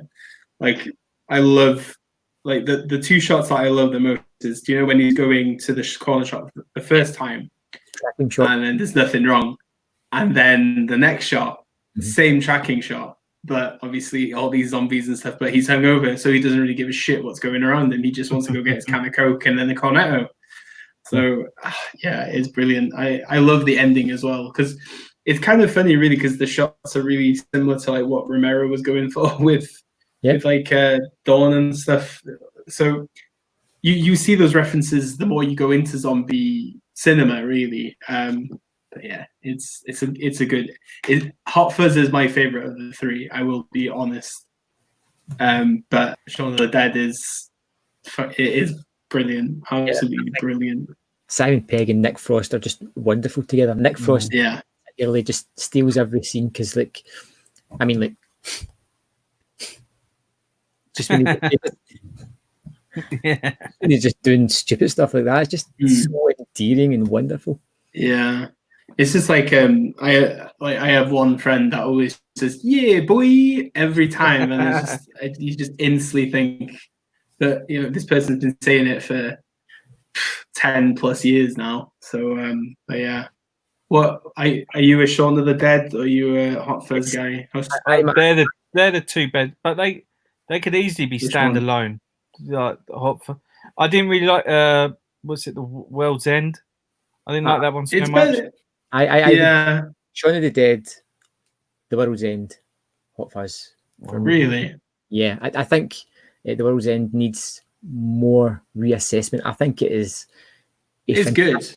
It's got a blistering 20 minutes, and then like at the start, one of the characters actually tells you every single thing that's going to happen the rest of the movie, and then it plays out exactly like that. It's fantastic. I mean, all three movies are great. Yeah, definitely. What I like about World's End is as well, it's just like how it's a group of friends that have grown up. Obviously they don't see each other as much, and then it's just how they kind of go back to their roots as well. I think it's just it's a perfect setting for like that type of like sci-fi type of movie. But Pierce Brosnan as well. It's great, for him to have two Bonds in two different films. Like Dalton, I love Dalton, and I love Dalton. He's perfect in Hot Fuzz. But yeah, great. Okay, right. Okay, let's see what people are saying. Anyone for a pint in the Winchester? Who does not want a pint in the Winchester? I think we all need a pint in the Winchester at the moment. Yeah.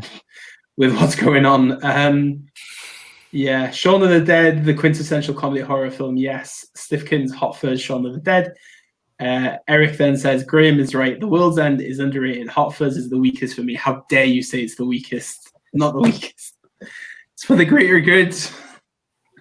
Hilarious stuff. Vividly remember my relative accidentally buying the DVD thinking it was Dawn of the Dead 2004.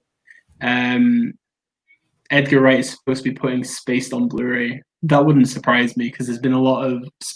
See, I think that's going to come out as a surprise set from Arrow because they're releasing Fistful of Fingers, his first student movie.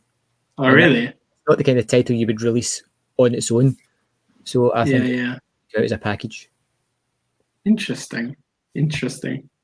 Well, he's got to keep busy with something because he's delayed his new movie until next year now. Last Days of Soho, isn't it? Horror. Yeah, it's a horror. Yeah, but obviously Huss sees Edgar Wright around Soho all the time. I've only seen him once, and do you know that cake shop we went to, Dion? Yeah. I was sitting in there, and he literally just walked straight past. Yeah, and I was like, "Hold on, that's Edgar Wright." It took me a few minutes. I thought, I wish I bumped into him. I've seen him in Picture House Central. Really? I've seen him a few times there. It's amazing how short he is, though. Really? But you know it's him. That's the thing, because he's about 5'5", and then just that big bush of hair. But yeah, every time you see him, he's always taking pictures. There's always somebody asking for a picture with him, but I stay away from that. Scott Pilgrim is Wright's best, though. I love Scott Pilgrim vs. the World. Yeah, such a brilliant film. Peter's saying, I'm waiting to see what Adam Sandler movie Dion chooses this decade. There is no Adam Sandler films in this list. Okay, don't worry. Well, Punch Drunk Love should be there, but it's not. So anyway. No, that was a good choice. Right, what am I going for next? My next choice is Irreversible by Gaspar Noé. 2002 is a revenge rape film that goes from the conclusion all the way to the beginning backwards. What else more do you need? It was my introduction to Gaspar Noé films. Don't get me wrong, it's some of the most difficult scenes of film that you can watch, but I absolutely adore it. It just shows a director that generally just had an idea and had a voice from the get-go of his career. And then obviously you have Monica Bellucci and then you have Vincent Cassel in this film, two great actors within their own right. I just find it very fascinating, and it's amazing how Noé's kind of orchestrated the whole film in the process that he has. I've seen it. I've seen the version, the unreversed version of it last year at Venice, so I've seen it in the other way now. But Irreversible is utterly brilliant. Gaspar Noé is one of my favorite directors anyway. That's why he made my list. Anybody seen Irreversible? No, but I want to. And then again, I know Arrow are releasing it soon, so I'm going to get. Are they? Yes. Oh, I'm going to sell my DVD, my Australian DVD. Dion, you usually know all the releases. I'm never good with. I don't really know anybody from Arrow, so I'm not in the loop. So it's very seldom I buy them as well. I bought The Addiction, the Abel Ferrara film the other day, which is a great vampire film. But yeah, seriously, so Irreversible's coming out on Arrow. That's crazy. Oh yeah, it was rumored on one of the forums that they've got the rights to it, and it's coming out. I think because they did Climax last year as well. Yeah, they got. I got the Climax. Yeah, I think that pretty well. So I'm assuming it was some kind of deal, really. With that's crazy. I've not seen it. You've made my night now. It's just absolutely. It is fucked up in the best way, really. But it does have the most, what is probably the most like difficult rape scene you'll ever watch, because no, it doesn't take away. It's 7 minutes uncut, so it's really raw. But yeah, and then as Dimitri says, Enter the Void is another Gaspar Noé film that came around the same time. Enter the Void is another like you don't need to be on acid to watch Enter the Void. It is one of the most bizarre films that you'll ever see. So yeah, recommend it. But I can't.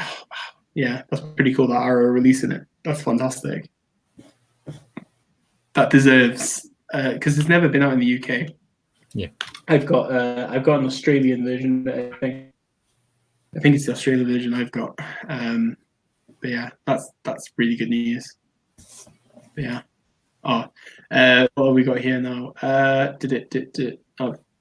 Peter says, Graham, is there any film Arrow is not releasing soon? So it's just I spend most of my time hanging about like forums and reading all this kind of stuff. Yeah. It just so happens that Arrow are releasing a lot of these movies. Yeah, because I know that like the discussion I've had on here previously is that they've acquired a lot of Jeremy Thomas's films, so there's a few more Cronenberg's going to be coming to Arrow. Naked Lunch is like the first one apparently of the new licenses. And the question will be, will it be 4K? I don't know, because that's when that so. Yeah. So, and then what's the other one? The Last Emperor, I think, it's not Cronenberg, but like another Jeremy Thomas film is The Last Emperor. But yeah, but I know they've acquired quite a few of Jeremy Thomas's films, but obviously Cronenberg's worked with Jeremy Thomas most of his career, so that's a big bunch of Cronenberg's potentially coming out, which I'm quite keen to see. Do you know anything if they're going to release a Street Fighter set? I've not heard anything about that. I mean, you'd imagine so, because I think Lady Street Fighter sold pretty well. Yeah. That'd be pretty cool. What else have we got here? Enter the Void needs more love. Never Seen Irreversible doesn't seem to be available on streaming or UK Blu-ray. No, none of it. Never been out. I think it's been out on DVD. Tartan DVD had it back in the day. That goes for I don't know, at least a tenner, 10, 12 quid I've seen that DVD go for. Nazarene Pod, I hope we get Spider from Arrow. Spider's one of the only Cronenbergs I've not seen, but I'm intrigued to see it. But yeah. Right, Hus, what have you got next? Okay, next up, I have got Na Hong Jin's The Chaser. It's a story of this ex-police officer who's now become this like disgusting pimp, and he's on this chase to find a psychopathic killer who has captured one of his girls. It's an absolutely dark thriller suspense. It's absolutely amazing. You've got one of my favorite Korean actors in there, Ha Jung-woo, who I think most people would know from The Handmaiden. He plays that crooked guy in it, that who like sets up the plan. And you've also got Kim Yeon-suk, who's an amazing actor as well. It's just such a wonderful film, and I think it was the film that I think most people know Na Hong Jin before he went on to do The Wailing. But yeah, this was his biggest film before The Wailing, and it's set up the hype for his other films. But he's amazing director, and this is just such a dark thriller. And Ha Jung-woo is just brilliant in it. Don't know if any of you guys have seen it. No, but I wanted to see it. Yeah. I don't think there's any Blu-ray of it. That's the only thing. There is a Korean Blu-ray of it, but it goes for like 300 quid, and it's like just a standard Amaro. It's ridiculous. That's crazy.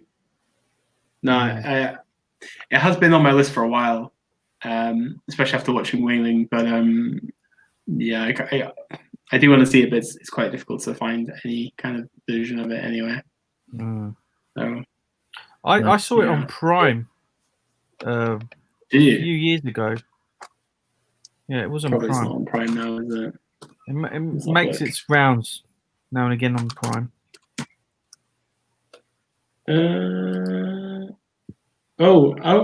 You can rent it on Prime now, £2.49. It's definitely worth the money to rent it. It's one of the best Korean. It's one of the best Korean films. Let me just say that. Well, you've got a lot of love here. Premium viewers love The Chaser, but hard to watch. We'll get in the UK, very annoying. Prime £2.49. I got it as a rental for Cinema Paradiso, which I kept it until then I got lost in the post. Dimitri, nasty film. What else we got? People's movies. I just watched The Wailing for the first time last weekend. Wow, what film exactly? Yeah, very, very good. Chaser is amazing, and Nong Han Jin is one of the most consistently great contemporary directors. No misses so far. Says ugly enough to be wise. Kaja Miko, The Chaser is amazing. Top 5 Korean films for me. Needs a UK release. Well, I think Korea won the East Asia cinema battle of the 2000s. Really, didn't it? Yeah, I think it did.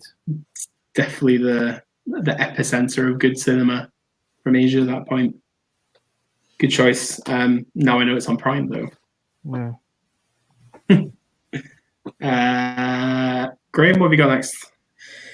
I have In Bruges by Martin McDonagh. Brilliant film. Colin Farrell and Brendan Gleeson, two assassins sent to Bruges to kind of cool their heels after a job has gone wrong, and you instantly know exactly who these two guys are through their first conversation. You've got the kind of older guy, a little bit wiser, a little bit more patient. You get the young hotshot guy who's just completely belligerent about everything, who's giving nothing a chance. There's a lot more to the story, but basically it's a relationship between these two guys because his character really sees the whole pathway for Farrell's character, where it's going to lead to, how he's going to end up like him, and treats it as a kind of paternal, wants to stop him from following in his footsteps almost, but then something transpires that's going to put an end to his career much sooner than that. You get Ralph Fiennes, who goes in a triad of swears at the end that is just, it has me giggling every time, you know, when he's screaming about his kids having that fight. the black humour in this is ridiculously funny just thinking about it now. I want to crack up, especially when Colin Farrell's talking to the American guy that's going to go up to see the bell tower. You know, and what happens, it's just, it has all these odd, strange things. The movie that's being filmed as well, they just add up to like a really interesting character piece that's highly entertaining. It has no fat on it whatsoever. It just sticks right into the story, and every scene adds something to it. I recently last year picked up the Blu-ray release that came out of this, and it was wonderful. And it came with the screenplay. And even reading that, it was like a page turner just going through it. Very little direction or scene settings, just all dialogue, and it just thick and fast and wonderful. In Bruges, it's a great movie. I take it you guys have both seen it. Yeah. I love it. He's a great screenwriter. Yeah, that's the thing about Donnie. He's very good at screenplays. It's the same with Three Billboards. Obviously, the screenplay for that is really good as well. Just the dialogue that he gives. But I remember when In Bruges came out, because I looked at the poster and I was just like, this is going to be another shite Colin Farrell film. Yeah. But this is the first time I actually thought to myself, you know what? Yeah, okay, I like this. It's a good choice. It feels like ages I saw that. Is that the second Sight disc that you're talking about? Is it the set? Yeah. Yeah, I contemplated that one. But, I still haven't got it. I saw like CX made a mistake with it at one point. So if you bought the In Bruges standard Blu-ray, for some reason, some people got the box set, the second sight box set instead. Right. Wow. So for about £5-6, you got a 20-odd pound set instead of a standard Amaray. So genius. Mhm. I've seen a guy do that with Candyman. Somebody I know, he ordered Candyman, the Arrow standard Amaray. They sent him the box set from CEX. Great. So he paid like £8 for a £30 set, which is crazy. Why so? They do a lot of mistakes anyway, don't they? Like I see a lot of them anyway. But yeah, that was oh god, I actually want to watch In Bruges now. Oh no. There's a Genet question. Do you want me to read out to you? Eric's not here. It's Eric that's the one that gets Please tell me someone is going to mention a certain film from Jean-Pierre Genet and a film from Pascal Laugier. No. If Eric was here, I would definitely do it. Is that girls? Eric hates Shaun. He does. That's a horror film within itself. Man, I really want to watch In Bruges now. Right, okay. My next choice, get it out of the way now. Mother, Bong Joon-ho, 2009. Was that on your list, Huss? It's in my honourable mentions. Okay, well, it was in my reserve list since she took Memories of Murder from me. It's fine. Mother, I think, is definitely one of the most like pristine films like Bong Joon-ho shot, but also at the same time, it kind of like carries on. It's not quite a mystery, but at times you don't necessarily understand what's going on in this.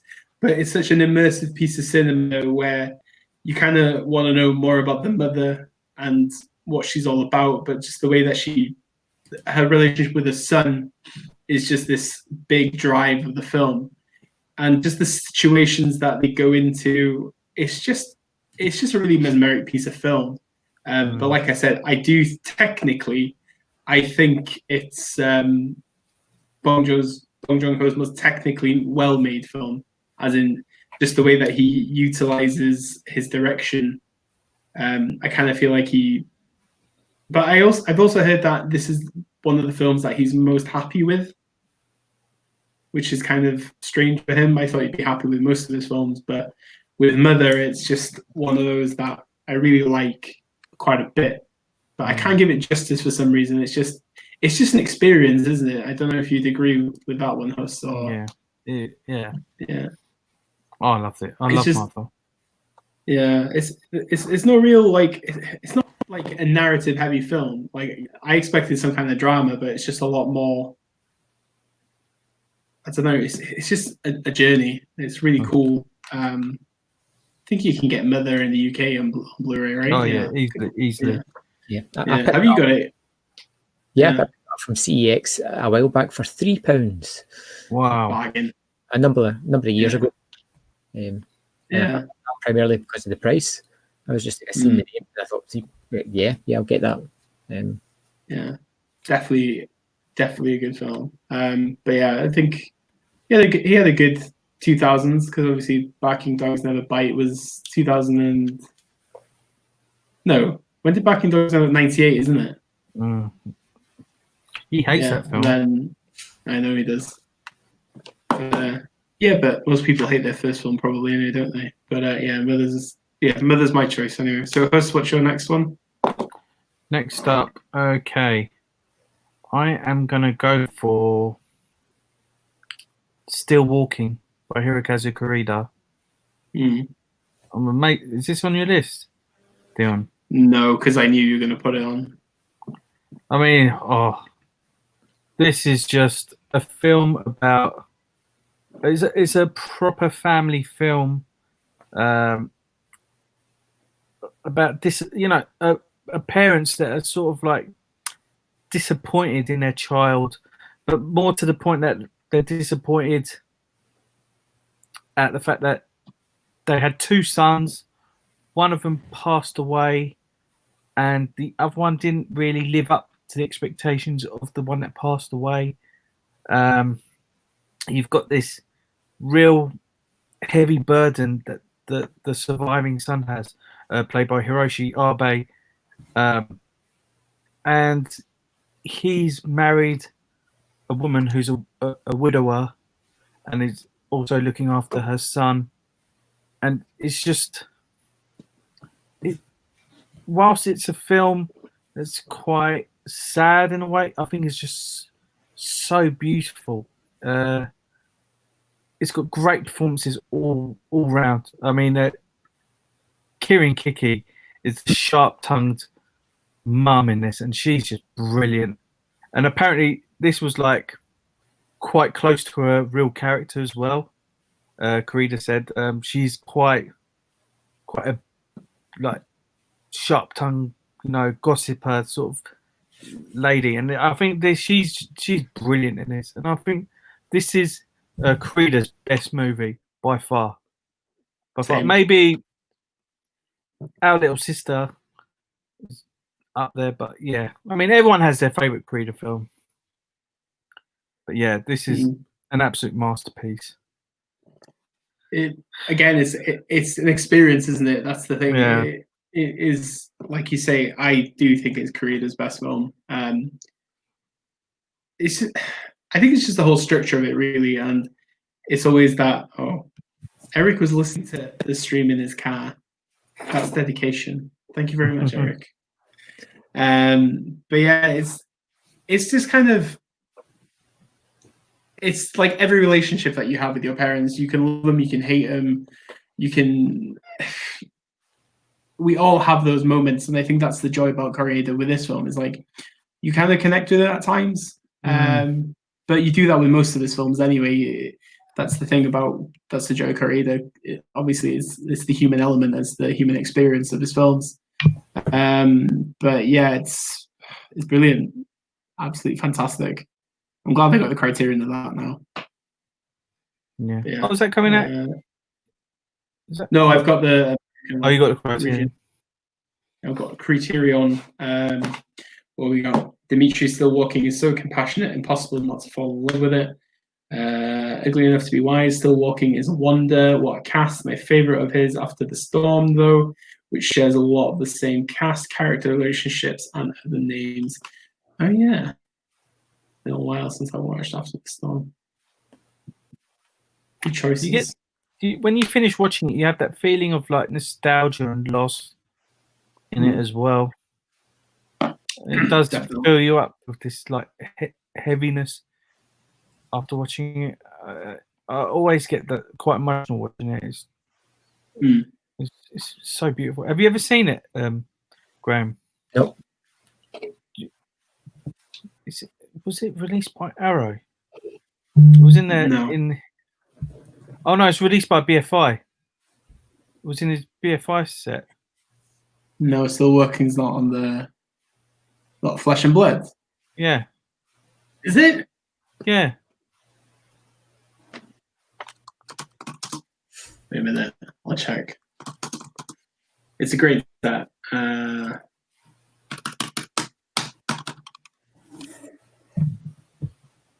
Where is it? I can't even find it.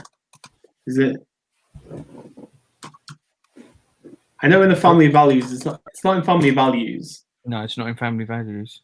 Oh yeah, it is. I did not know that. It's Mabarosi Afterlife, Nobody Knows, and Still Walking. I didn't realize it was on that box set. It's not an expensive box set either. No, you can get it for about 25 quid now, I think. Wow. It's a worthy investment. Even just for Still Walking. Yeah. Well, and for Mabarosi as well. You know the Q&A that's he does that's on the Blu-ray, Still Walking. That was one I went to, the one that you text me about. That's the one. Amazing. Maybe you'll see a hat or something in it. Yeah. I've never actually checked that out. I've never actually watched the extras on that. Oh damn! I didn't realize it was on that. All right, what else we got? Dimitri, I'm surprised nobody mentioned Nobody Knows. Probably my personal favorite Karida. So dark that film, isn't it? Ugly Naughty Boys. Yes, it's in the set. Nobody Knows is another masterpiece. Hard to watch because of its theme. Really heartbreaking. Good old Corrida. Settings of a great career. Early 2000s. Graham, what have we got next? I have Brick, Ryan Johnson's debut movie. Yeah, I'm a huge fan of like 30s, 40s hard-boiled detective movies, and just taking such a simple idea of transporting that into a high school and forming the cliques into the various kind of gangs that detective would stumble across was an absolute masterstroke.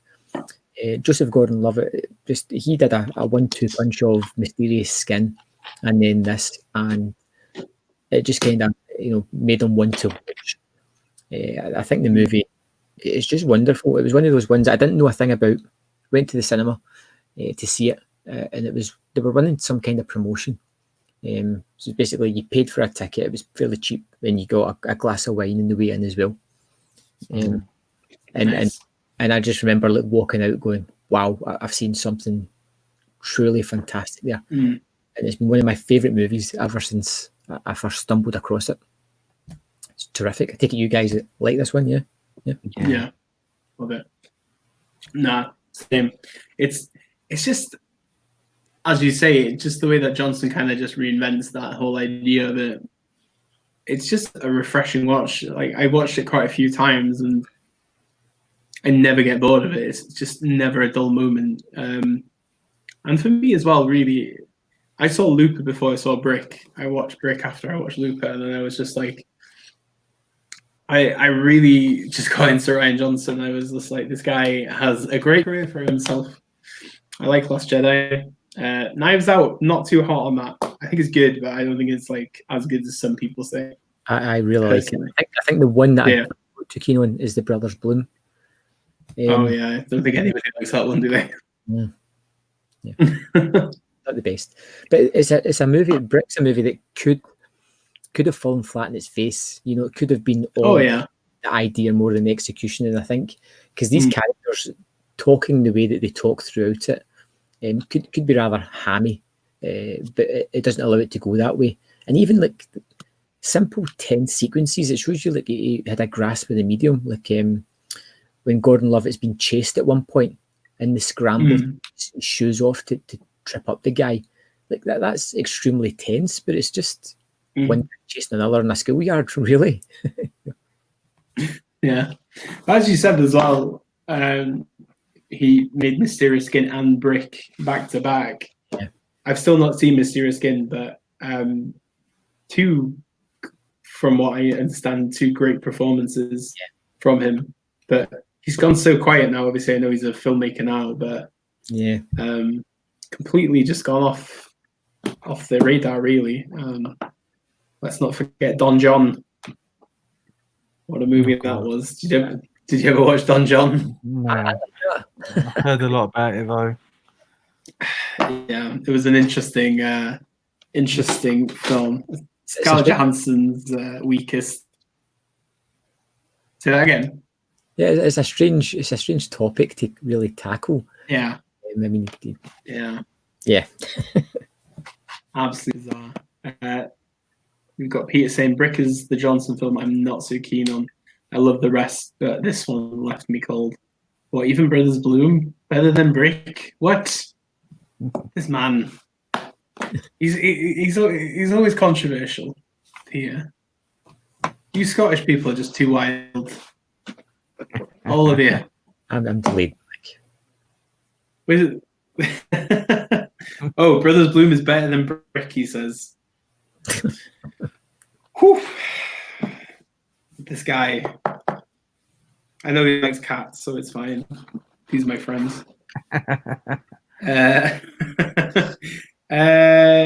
Next up on my list, I've got Cache or Hidden by Michael Haneke. Have either of you seen this film?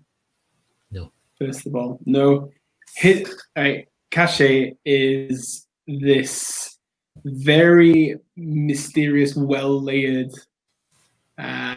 thriller mystery from Haneke, and it takes its time to unfold, and there's a lot of observing that you have to do within the film, but there is a scene that just shocks you beyond belief, and this is very typical of what Michael Haneke would do. It really just becomes this crazy movie that you just don't expect, but it's utterly cold in execution, but it really it just grabs you and doesn't let you go, really. Okay, Dimitri was going to say this point. I was going to say this point, but Dimitri, Cash is brilliant, similar to Mulholland Drive. Makes you jump every single time because there's a scene in it you know it's coming, but you don't know it's coming every time. That's the brilliance of it. Very good French film. Vulnerable as well. But have you ever watched any Michael Haneke films, Graham? I'm trying to think. I don't think I have. Funny Games. Funny Games. Let's see. There's a remake of that, wasn't there? He remade it. Yeah, the home invasion thing. Yeah. Home invasion film. Yeah, I've seen that. Yeah. And he's a very good filmmaker. I know a few people that like him, but it's definitely one of the best films I've seen in the 2000s. Absolutely, it goes on Habit on Blu-ray in the UK. It's really worth checking out. It's a really good Juliette Binoche film as well. But yeah, Cash is really freaking good. I'm sure that people will say in the chat in a minute, but worth a go if you ever want to check it. That's what we got next. What have I got next? I have Shion Sono's Love Exposure. I mean, we talk about Shion Sono on every stream. I think this is his best movie. And this was like the 2000s was the time when he started to really come about, because it was like the 2000s was what did he produce in 2000? He had Love Exposure, Extreme Circus. You also had Suicide Club. Yeah. He was. But this is just a manic 4-hour movie that just feels like it's 2 hours. You have this young boy who's like becomes this like martial artist, upskirt photographer, and he just falls in love with this girl. And he's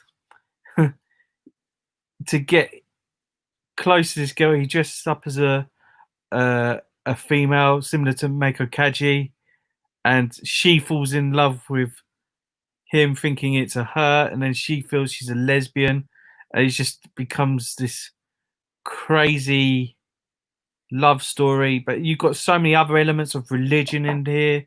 It's just a fun movie, and it's just a great entry point for Shion Sono.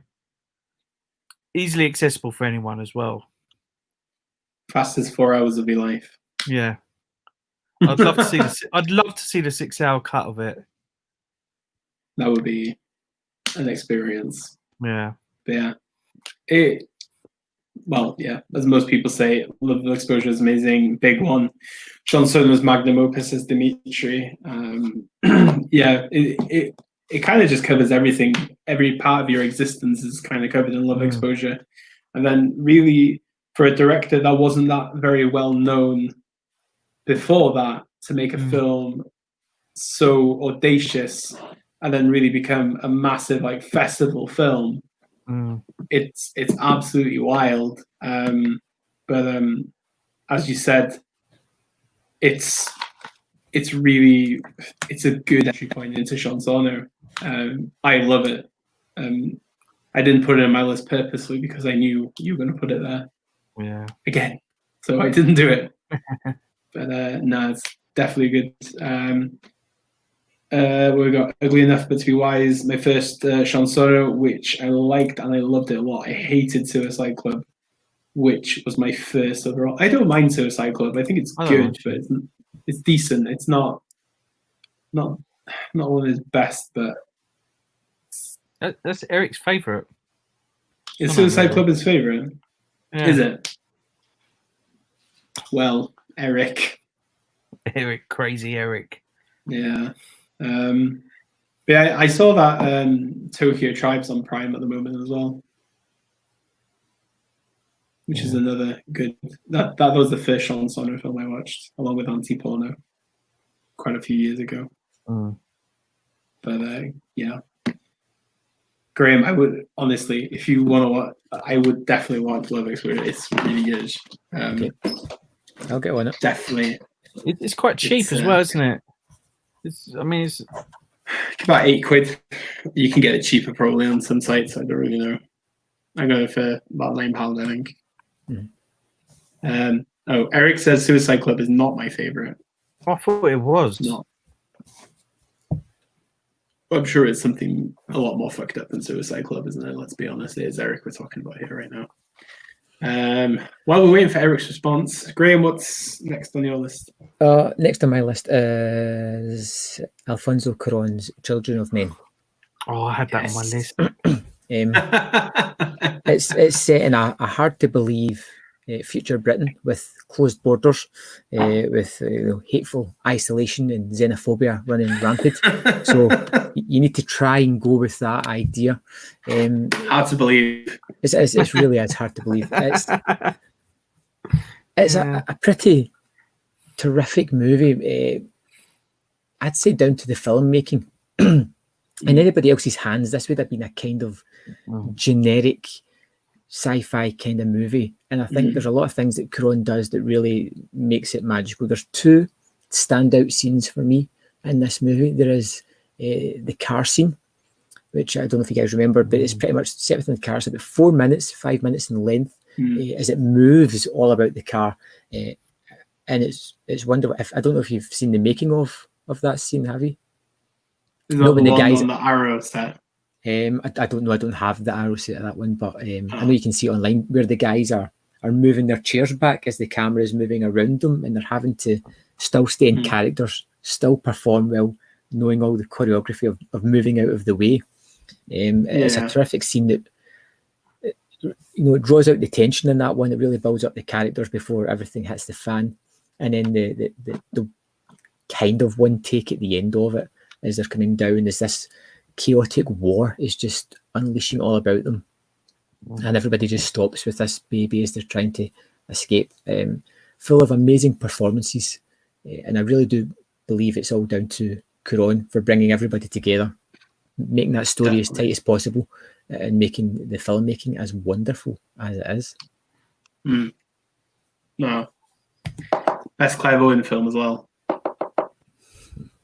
Yeah, definitely. He's really good in that film. I remember watching Children of Men and not knowing who Alfonso Cuarón was at that point. I just knew him as the guy that made Azkaban by that point. Yeah, probably. But it is fantastic. I think the thing with Children of Men is it's quite hard to go back to it. But as you say, there's a lot more resonance in Children of Men in 2020 than there was back then, even probably. Yeah, absolutely. It's a great. Well, Cuarón had a good 2000s anyway, because his debut film "Y tu mamá también" is a brilliant debut from him, and then obviously we went to Azkaban, and then we went to Children of Men. So he had a good decade. Yeah, very good choice. Very good choice. Plus, what were you going to say about it? Oh, it's absolutely brilliant, isn't it? Exactly what Graham said. It's phenomenal. I really love some of those shots in there, like the bit where over Battersea Power Station. I love that. It's just it's such a slick movie, and it's so smart. I mean, how did they see that happening? It's bonkers, isn't it? It's brilliant. So bleak. So bleak. Well, yeah, exactly. But that's where we're going, guys. Long live Boris Johnson and his tyranny. Anyway, Andre's in the chat. Hello, Andre. Good evening to you, my Portuguese friend. Stiff Kitten says, "Shoot 'em up." Shoot 'em up is a great Clive Owen film. When he skydives and kills the guy with the carrot. Peak cinema. How's he do that? I've never seen it. Exactly. You've never seen it? Oh man, No. It's such fun. Yeah. It's worth a watch. It's definitely worth a watch. I remember renting that, like not knowing what the hell it was, and I just laughed my head off. It's so stupid. Yeah. I watched it a few weeks ago. Oh, did you? Yeah, we watched it, and it doesn't hold up as well. I can't imagine that. No, it was fun at the time, but yeah. Carrot. Yeah, I just thought of that, and do you remember when they made that? What was that? Horrible Henry? Hardcore Henry. Yeah. Yeah, I kind of got the same vibes with Hardcore Henry as that, but I never watched it. Stiffkit says Monica Bellucci. Monica Bellucci is trending tonight. People's Movies says Cold Fish was the first Sono film. That's a good Sono film to start off with. Oh, Eric's favorite Sono films: Love Exposure, Tag, and Strange Circus. Eric, I watched Strange Circus today, and I'm still not okay after watching it.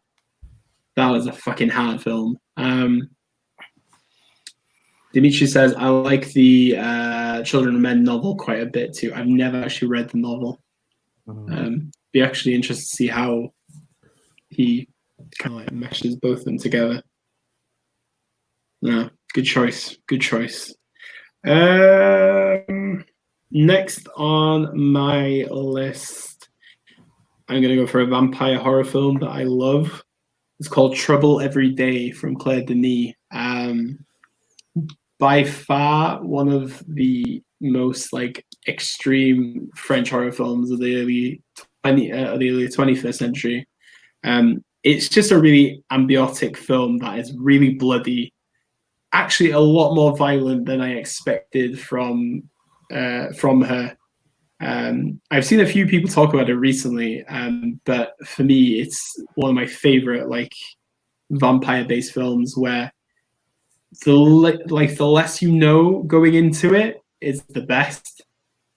And as Eric just said, Trouble Every Day does not get the credit it deserves. It is really difficult to get any kind of physical copy of it. Tat and DVD have it, but it's going for like 20-30 quid at a time.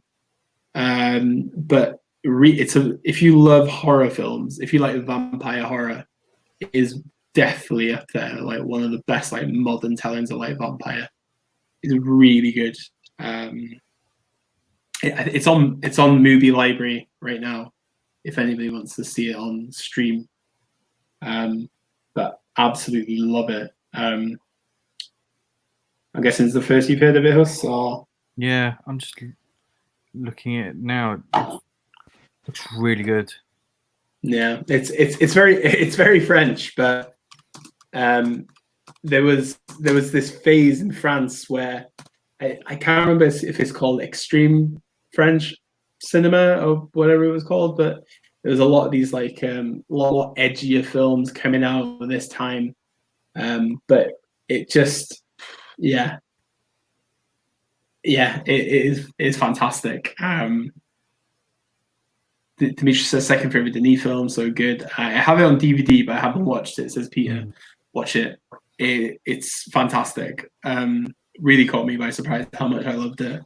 But just go in not knowing anything is the best way I can say. But don't have your dinner while you watch it either. So yeah, Trouble Every Day, really good. Huss. Okay. Next up, I have got Toshiaki Toyoda's Nine Souls. This is a film which I don't think many people have seen it outside of Japan. I know probably, well, it's had a Blu-ray release by Third Window, but I never see anyone really talking about it. Now, it's about these 9 men who escape from prison. And it's very, it really humanizes these 9 men. Some are in for like really, really hard crimes. I mean, one guy murdered his father, one guy murdered his son. Some are in there for like cannibalism, but they come out and they're just the way you just that you follow these characters. They're just like normal normal guys, and there's a lot of humor in there. It's a very like black comedy, and one of them's like this this midget who gave his kidney to this young girl, and first thing he does when he gets out, he just wants to see that if this young girl is okay, if she's fine, and it really humanizes these characters. They're not really bad guys, and it's just so wonderful. These 9 mini stories of these characters is just so delightful. 9 Souls. I really recommend it for anyone who's not seen it. Please check out. Sounds good. Huh? Sounds good. Yeah, I mean, I really recommend anyone getting the Toyota box set from Third Windows. It comes with a porno star in there as well, which was another one of his narrative films. That was actually his first film, and it also comes with a documentary in there. But yeah, 9 Souls is like one of my favorites of his films. It's just it's so good. Is it spelled 9 as in the letter 9, the number 9? Yeah, the number 9, and yeah, Souls. What's the name of the set? The Toyota. Let me see if I can. It's released by Third Window. It's the Toshiaki Toyota set.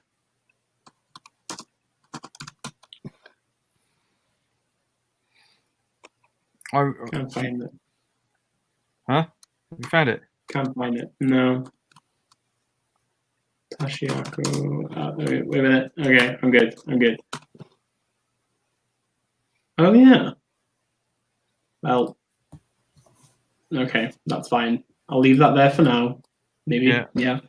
I definitely I definitely recommend it just for 9 Souls.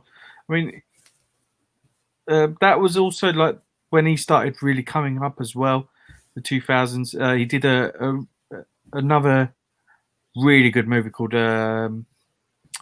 Blue Spring, which is like a high school drama sort of thing. But it's also same sort of style. It's like it tells these individual stories of these characters that are intertwined. That's a really good movie as well. Released by Third Window. I think Third Window is the only company that releases his movies. And I'm like any friends of mine from the US have got the UK versions. But yeah. Well, it's 10 quid in CX right now if you want to buy it. Yeah. Good deal. That sounds good. Yeah. What we got? Dimitri, didn't Trouble Every Day come out before the new French Extremity happened? No, because it's in.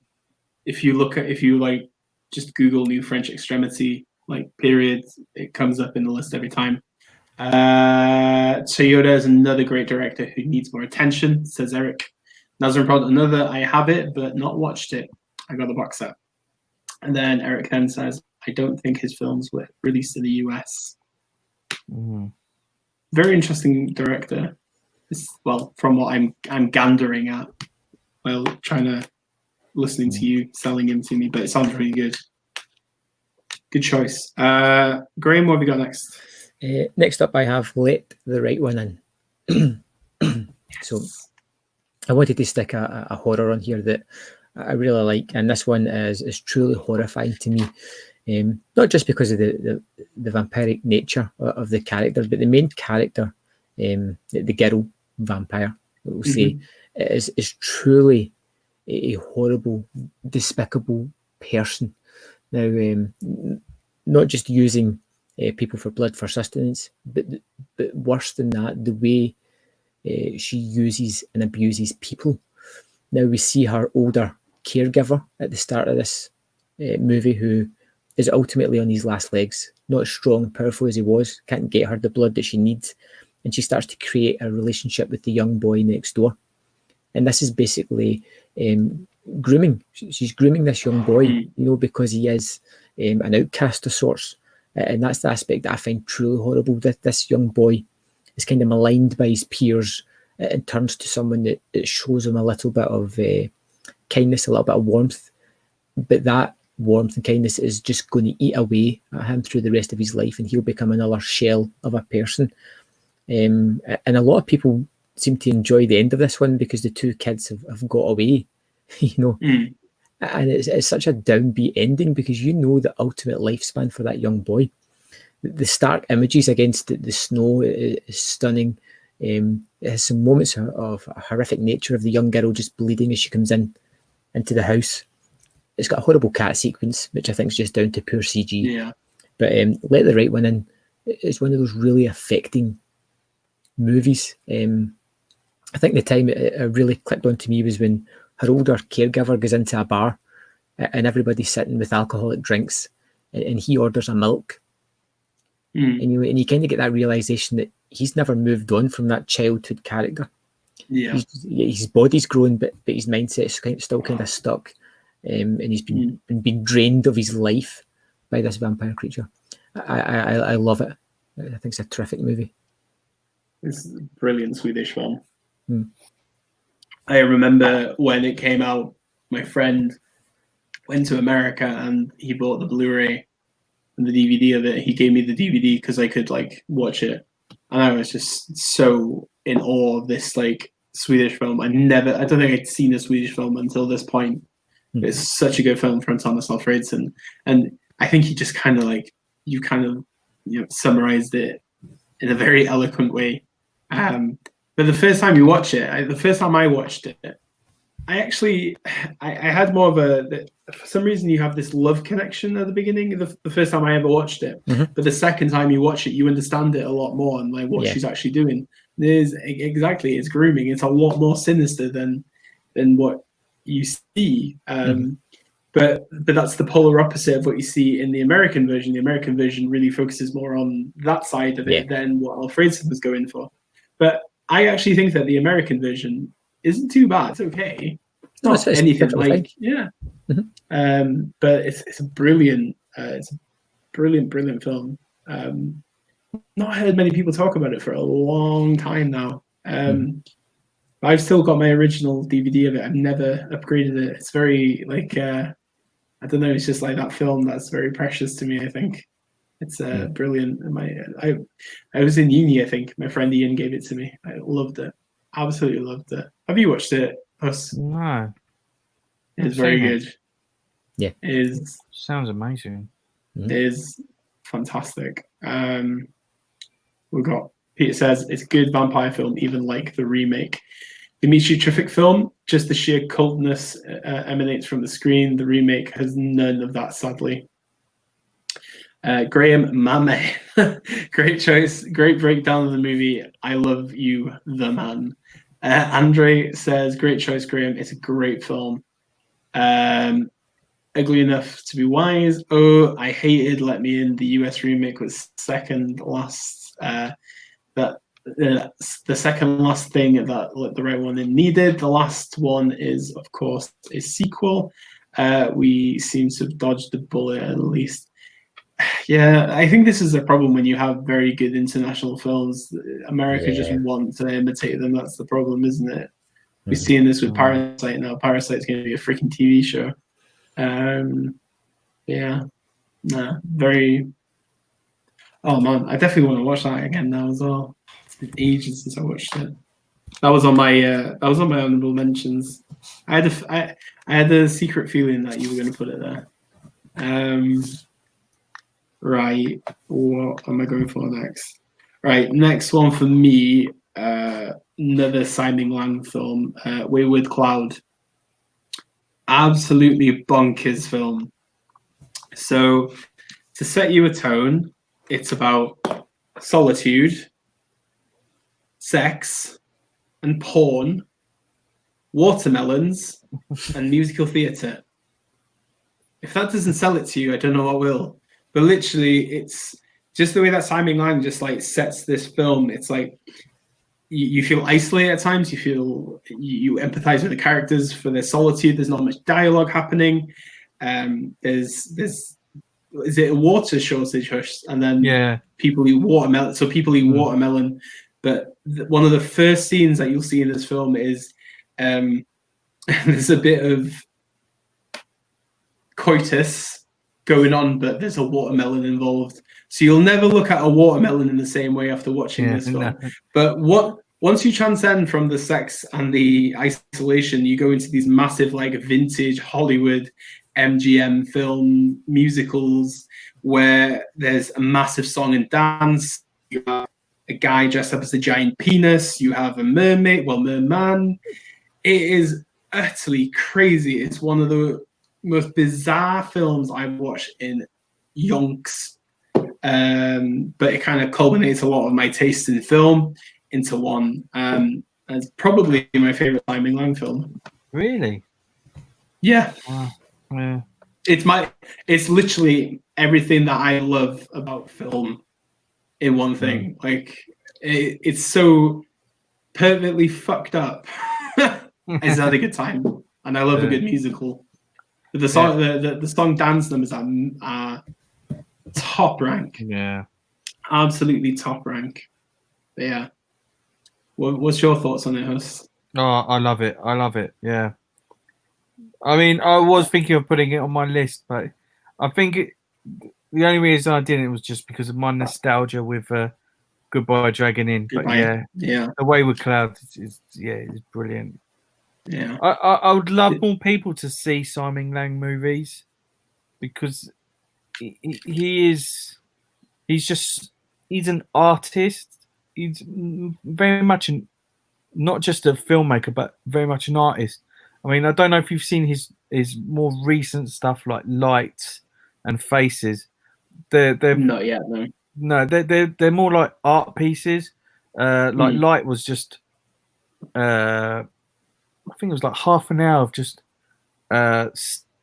static shots of this building and just watching light move. And there was no music in there. It was just quite static. It was just so beautiful.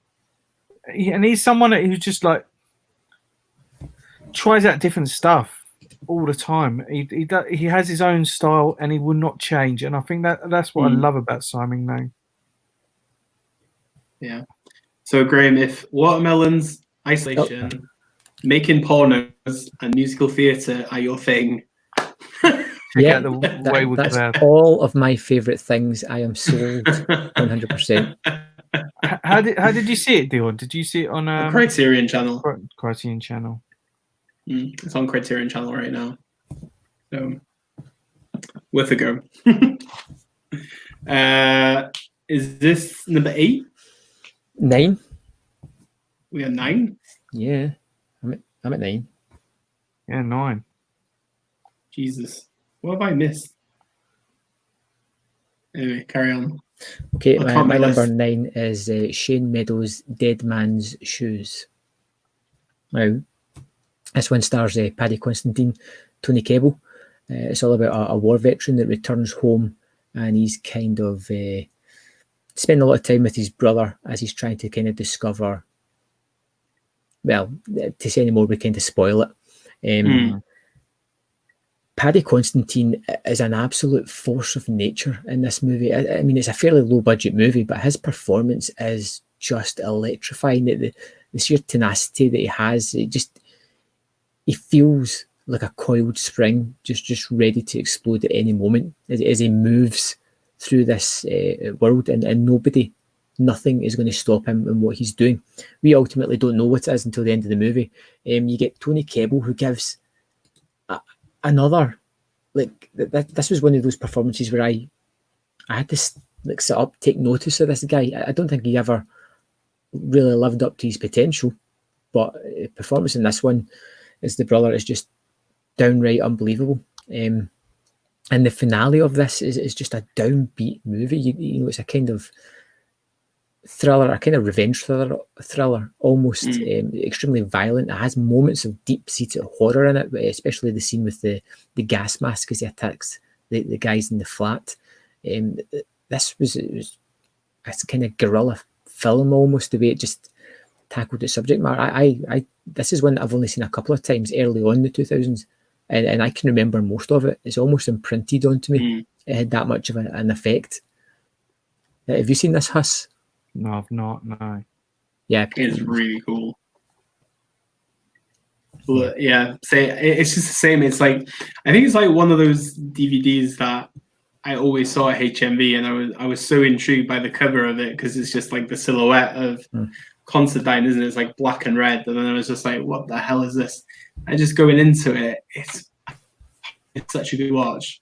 You don't get many good British films like that anymore either. Just not really gritty. Do you know what I mean? Yeah. Mm-hmm. But that's a good choice. But we've missed Huss as well, though, haven't we? Because I was last. So, and then we've gone to Graham. So Huss is now. Yeah. Okay. But yeah. Okay, for me, next up, I have Park Chan-wook's JSA.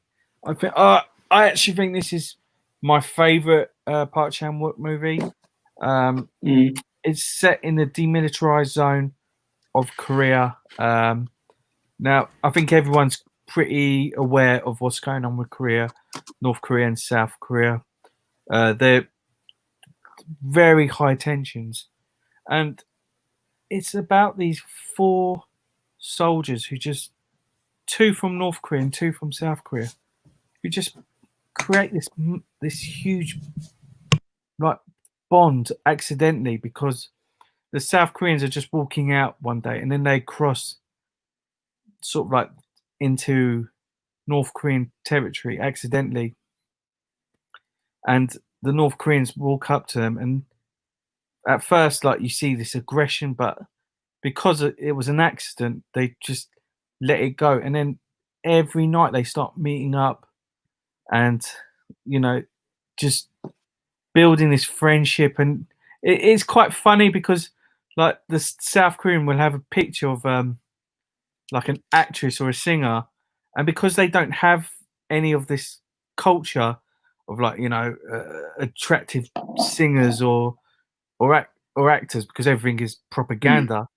they're like, oh, is that your girlfriend? And you just see, like, this South Korean, yeah, it's my girlfriend. And it's just so funny that about the cultural differences, and incidents happen, and it's almost like they put their friendship above their hatred for each other. It's just so beautiful, and it's a real, like, it really warms your heart seeing this film. And I know that the South Korean leader actually gave a copy of this to the North Korean leader at the time. What was his name? Oh, what's his name? The little guy. But yeah, it's such a beautiful film, and I think everyone really needs to see this movie. Who's a Park Chan-wook fan, because it is just so lovely. It's absolutely lovely film, and it's so emotional. Have you seen it, Dion? It is the only. I was looking on this list. It's the only one from the 2000s I've not seen, except for I've seen seen all the other ones from 2000s. I've just not seen that one. But now I have to. So this is over Old Boy. Yeah, over Old Boy. Damn. It's that good. Wow. Okay. It's got Song Kang-ho in there, Lee Byung-hun. It's just so. It's what so else do wonderful. I need? Yeah. Is there a Blu-ray of it? I have the Korean Blu-ray of it. Let's have a look. Let's have a look. maybe not. They're If not anybody knows DVD. if there is one, let me know. What we got? I bought it recently and a 2 for £12 was on my list. Maybe it is then. Old Boy is getting the shaft. Well, you've heard it here first. Andre says JSA is my favorite Park Chan-wook too. I still think The Handmaiden is my favorite Park Chan-wook film. I love The Handmaiden. I've kind of re-fallen in love with Kim Min-hee recently after watching all these Sang-soos again. Yeah. She's beautiful in that, isn't she? She's so beautiful. She's just beautiful in general. Yeah. Have you seen Handmaiden, Graham? Yeah, love it. Yeah. Went to the cinema when it was out to see it, so I could really delve into it.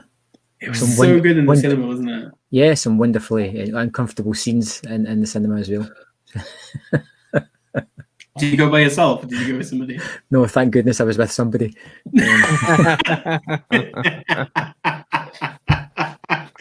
Oh God, I was in Leeds we went to Leeds for a weekend. Don't ask me why. Never been to Leeds. And then it was playing and we went to watch it.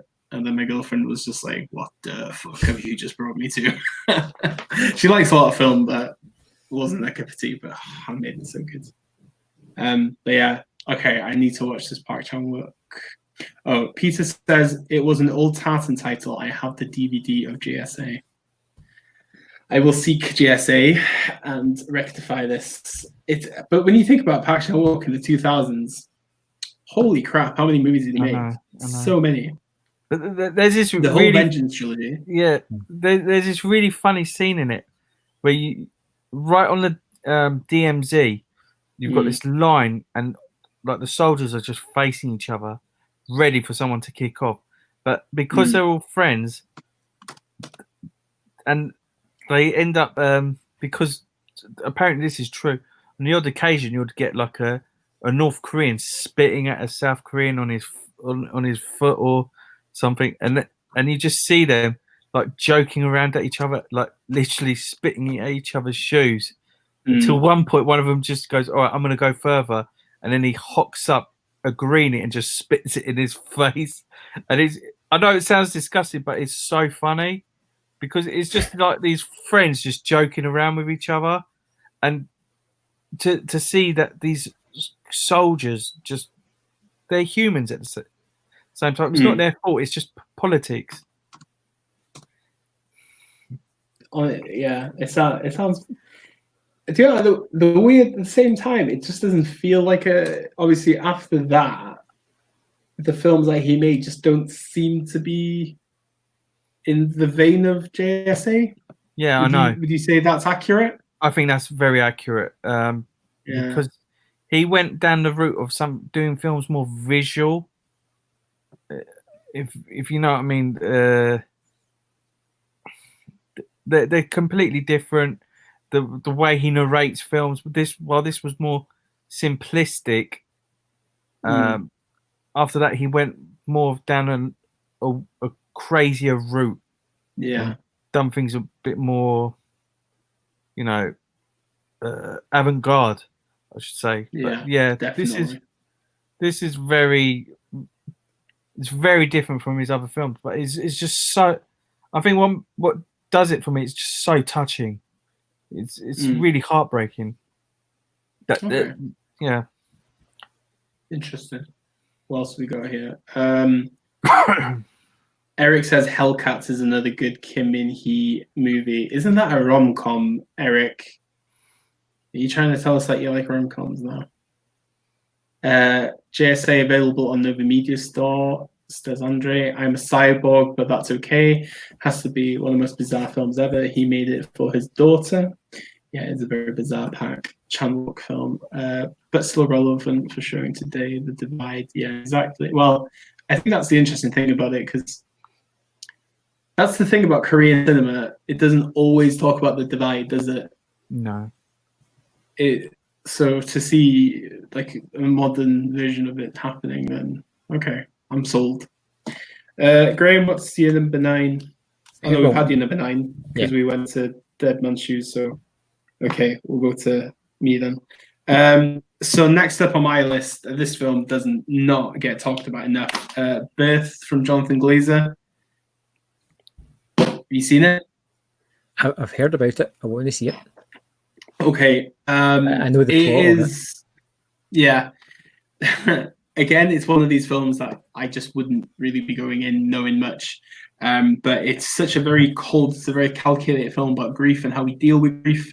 But also it has some very daunting scenes with Nicole Kidman and a young boy in a bath, which I won't really go into full detail. Yeah, there was a big controversy about the film, but it's not.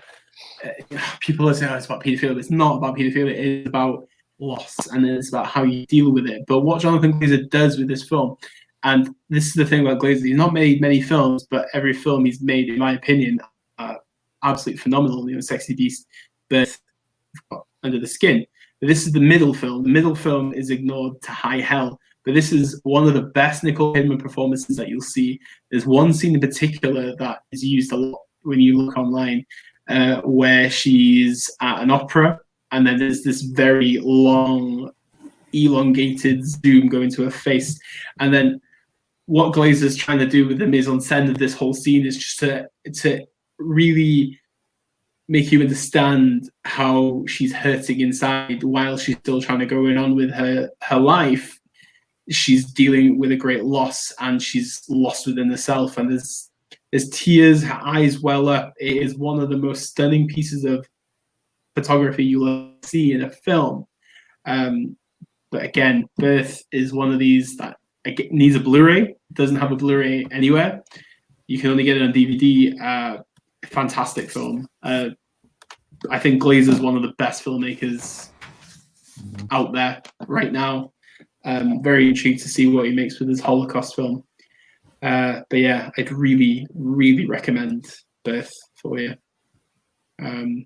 Yeah, what are your thoughts on Jonathan Glazer? Either of you, anyway. I think Under the Skin's fantastic. I love it. From the opening shot all the way through, the movie's just utterly wonderful. I love the idea of how they made the first half of the movie. You know, almost just running and gunning. To that second existential half of the movie, where it just becomes a little bit more. I'd say it looks more prettier, like the way it's filmed. The second half of the movie, and it becomes a little bit more of Scarlett Johansson on discovery of what it feels like to have these human emotions. It's a great movie. I love the when they put the two shots together, where you see her like in the fetal position, and then you have the woods, and then just the way that he like meshes that shot together. Yeah. Or when she's in the club, and then he just like layers all the people in the club together, and it makes this like orange haze. Oh, such good filmmaking. So good. Yeah. I worked with him for a Canon ad. Did you? Yeah. I mean, only like receiving files and sending him like stuff back. But yeah, he's amazing. I mean, the first film of his I ever saw was Sexy Beast. And I love Sexy Beast. It's absolutely brilliant. It's got this really uncomfortable humor to it. But yeah, he's absolutely brilliant. Proper British film, that. Yeah, but Birth's like Dead Man Shoes. Yeah, Birth's got a really good cast. I mean, it's got Ted Levine in there, Buffalo Bill, Danny Houston.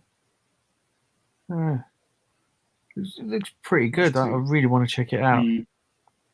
It is worth a watch. Like I said, it's really underrated. I think the problem is it had a bit of a stigma back in the day, and I think it's kind of stuck with it. But it's something just to be ignored. Eric says, I love Korean rom-coms. Hellcats is more of a romance, but with a bit of comedy sprinkled in. It's about three women in different ages who have different romance, good stuff. Okay. I may continue my Kim Min-hee watch with Hellcats then. Dimitri says, sensational film. Question for Graham. How much of Under the Skin did you recognize, Graham, district-wise? None. None at all. Then Nope. I think Glasgow, right? Wasn't it? It was Glasgow, yeah, which is about 20 minutes away from me, but it's not like areas that I frequent. So yeah, don't really. I went to Scotland last Easter, and then I went to the high street. Do you know where she falls on the high street? I went to the very spot. part of the very spot where she fell. I wanted to recreate it, but I thought I was going to make a twat of myself, so I didn't do it. But yeah, nah, definitely give birth a go if it tickles your fancy. Right then, so number 10. We're on number 10 now. Okay, I'm going to finish off with Infernal Affairs, directed by Andrew Lau and Alan Mack, about a cop that goes undercover into the triads whilst a triad goes undercover into the police from a very young age and trains up to be a police officer. It stars Tony Leung, Andy Lau, Eric Sang, Anthony Wong. It's just got an all-star cast, and it's absolutely brilliant. And Tony Leung is, you could see a man who's just under so much stress, where he's just on the, he's like, his life's at risk every day. Tensions are so high. Andy Lau is like this, is so sneaky in this, and it's just absolutely brilliant. I mean, it was so good it got remade by Martin Scorsese, no less. So it is really good, and the cast. I mean, what great cast as well. Yeah, I don't know if any of you guys have seen it. Yeah. Still, after we talked about it a few weeks ago we talked about it? Yeah. I think you've all seen Departed. Obviously, yeah. Seen The Departed. Who has not? But no, I know Andre talks about Internal Affairs quite a bit as well. But it's a good choice. I assumed it was going to be on the list also. But yeah. You've caught me by surprise with a few of your choices, I must say. But, yeah. I mean, do you know, I've got a big list here, and I've been I sort of like thinking, should I put that one next or should I put that one? But yeah, I mean, that's the thing. I could easily yeah, they're honourable mentions. We'll have the ons in a minute then. Graham, what have you got last? I'm currently trying to decide between a bunch because you stole a couple of mine, Dion. I think I'm going to throw in one from left field because I think I'd like to talk about it more than anything, and that's a horror movie called Pontypool. I don't know if any of you guys have seen this one. Oh God, yes, I have. For a long time. Yep. Now, this is a really weird one. It's obviously a low budget movie. It's about a disc jockey who does the late night shift, and he's extremely verbal the way he delivers, and it's all based within his production booth. And it's all about the idea of a kind of viral outbreak, a zombie outbreak, although you see nothing. And the idea behind this one is that it's all spread through vocabulary. And that is how it catches on. And it's a hard one to really describe, but it's all about the understanding of language, taking away the meaning of words to stop the cure of it. He's getting phone calls from people that are explaining what's happening, but that is passing the virus on because it's going out on the airwaves. And the guy, I'm forgetting the guy's name, who's the disc jockey at the moment, Stephen McHattie. McHattie. Yes, he is truly wonderful, and has just the idea of the movie, like taking the idea of the language and how that could possibly become infected, and the inclination you use behind it and the meaning behind words. It's just a really nice way that tackles that. It was very unusual for a low-budget horror movie, and I thought it worked incredibly well. Wow. I've not thought about that film in a long time. Yeah, it was an outside choice, but I just kind of gravitated towards it at the end there. Yeah. No, that's a good choice. It feels like ages I saw that. But no, it is definitely It's a 90-minute oddball. It's a strange movie, you know. But I think the main actor, McHattie, and I think his performance, his voice, the whole way he speaks in rhythm and his inclination all the way through it, you're hanging on every single word, and I think that's what you're supposed to be doing as well. But that's the thing, you can appreciate. Definitely, you can appreciate a good horror film when you've got a good lead like that as well. Because the question is, if they were to cast somebody else, would it really have worked out as well for it? I just remember Pontypool just doing the runs. I still remember seeing that on DVD. It's because obviously Pontypool's the town in Wales. It's where the fuck is there a film about Pontypool here? But obviously, it's nothing to do with. And so nah, good choice. Good choice. Got Peter says that the Pontypool director's made a new film. It's called Dreamland. Have you seen that one? No, have not. I'll have to check that out. I'll have to have a look. What have we got? Certificates, DJ Films. I also love It's All Gone Pete Tong. Oh God, that's a great film. Obviously, Kevin and Perry Galage is a phenomenal DJ film. One of the best summer holiday films you'll ever watch. My favorite is still Hardcore Logo, though. Interesting. Oh my God. I feel like I need to watch Pontypool again, though, as well. I saw it's on Prime for 99p to rent right now. Can't go wrong with 99p for 90 minutes. A little bit over 1 pence a minute, but it's not too bad. Right. I'm in the eye now because I don't really know how to finish this list. But I'll go with I'm gonna. Okay, right. So my last choice is There Will Be Blood, Paul Thomas Anderson. Personally, I do think it's the best film of the 21st century. It just feels like a vintage Hollywood film that has been made by a very young director, really in his prime and really in his stride with this film. It's one of the most phenomenal performances by Daniel Day-Lewis, probably my favorite Daniel Day-Lewis performance, scored by the fantastic Johnny Greenwood.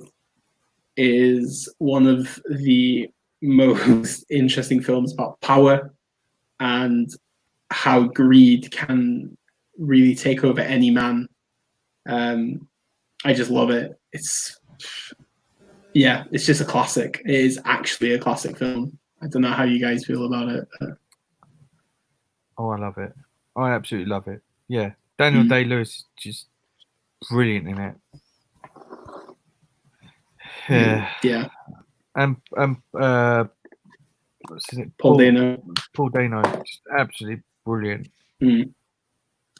You just never look at a bowling alley the same way. Do you know what I mean? I know. We said this last week. Yeah. It's just a confrontation of religion. It's just how you see yourself, just how you treat your children, how the dollar really has a grip on you. It's crazily good. But yeah, Graham, what are your thoughts on it? I haven't seen it. Oh. Yeah. Classic. To double down, I still haven't watched The Master either. Yeah, I've seen the rest of his movies. What's your favorite PTA?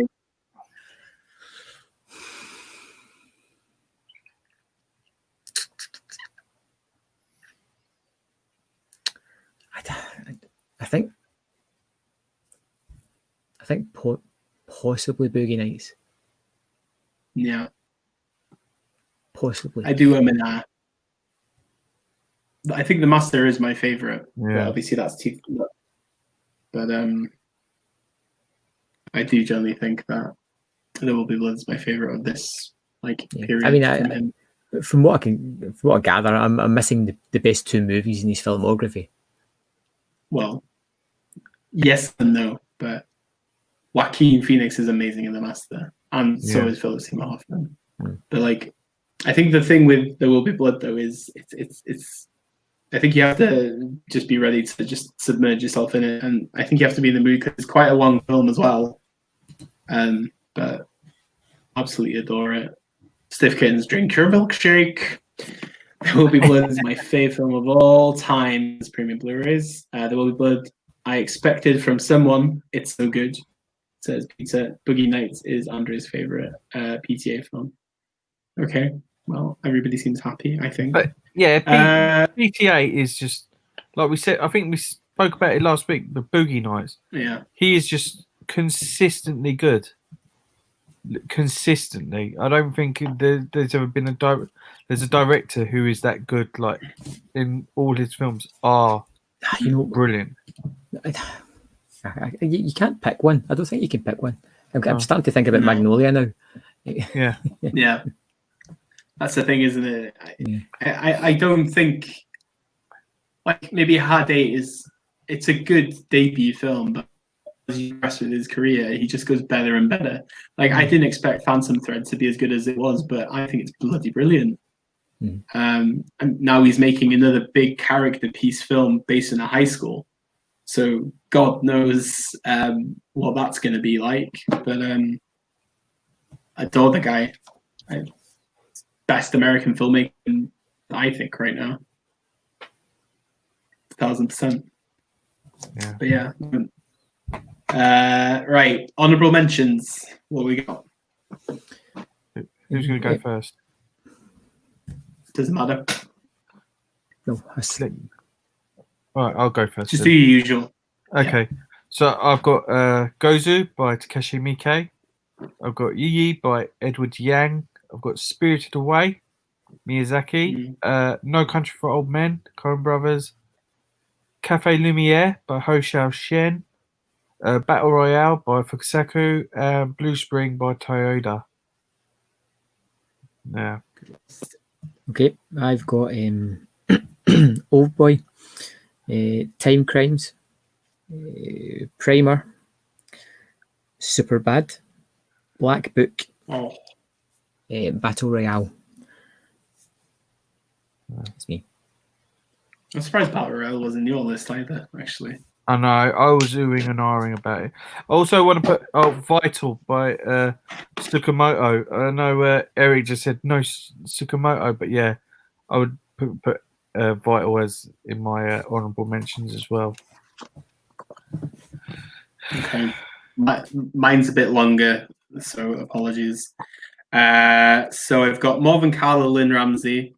I've got Dancer in the Dark, Lars von Trier. Fat Girl, Dogville, Tropic Thunder, Lost in Translation, History of Violence, Saw, The Cell, A Serious Man, Trash Humpers, The Room, Prestige, Pan's Labyrinth, Devil's Backbone, Requiem for a Dream, Adaptation, Synecdoche, New York, Ghost World, and Hot Fuzz. That is my list. So I could have easily made another 10. Yeah. I didn't. I forgot everything about Superbad. I love Superbad. It's one of the. I think it's the best comedy of 2000. Yeah. And Verhoeven's Black Book as well. I don't know why I didn't put Black Book in it. It's such a good film. But, yeah. Yeah, it's a good list all round. Yeah, I would say so. I'm very satisfied. Yeah, I'm still. I don't know. I'm surprised by a couple of. Some of Huss's choices. I was expecting. I don't know why I thought Battle Royale was going to be there. Yeah, I sometimes I think I was thinking why I should put it on the list, but what do I take out? Yeah, it's really hard. Ichi wasn't there. Yeah. But, I don't know. Dimitri's saying glad to hear some Saw love. The first Saw is fantastic. The twist is still. I still love the twist in the first Saw. Look, I love Saw, but I think it's tarnished by the reputation of the later films. You know, the first one was made for under $1 million. It looks amazing. It really moves dead fast. It's just a wonderful idea. Yeah. Is any of you guys seen Time Crimes? No, what is Time Crimes? I was going to ask you this question. Nacho Vigalondo, I think his name is. It's a Spanish Don't read up on the plot if you can. It is I don't even know what to say. It's a kind of time travel movie of sorts, and it's just basically just one guy's in his back garden, sits with the binoculars, sees something strange, starts to investigate, and things just snowball from there. It's a terrific movie, really terrific. Okay, I'll check it out. That sounds interesting. I saw the picture of bandage face. Yeah, but I'll definitely give it a go.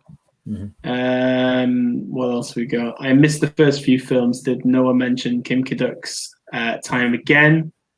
Please tell me that I just missed it. Yeah. I didn't put him on my list, I know. Dimitri Kraus says, I'm surprised by the lack of Brokeback and Single Man. I forgot to put Brokeback on my list, actually. And A Single Man, I haven't watched in a very long time, but I prefer Nocturnal Animals to A Single Man, in all honesty. Also, did I miss it? Oh, there's somebody who was saying something. I was tempted to put Kill Bill on, but I ended up going for Inglourious Bastards instead. I think it's a better choice. We also did I miss Eternal Sunshine of the Spotless Mind? I'm not a big fan of Eternal Sunshine of the Spotless Mind. Let's point out there.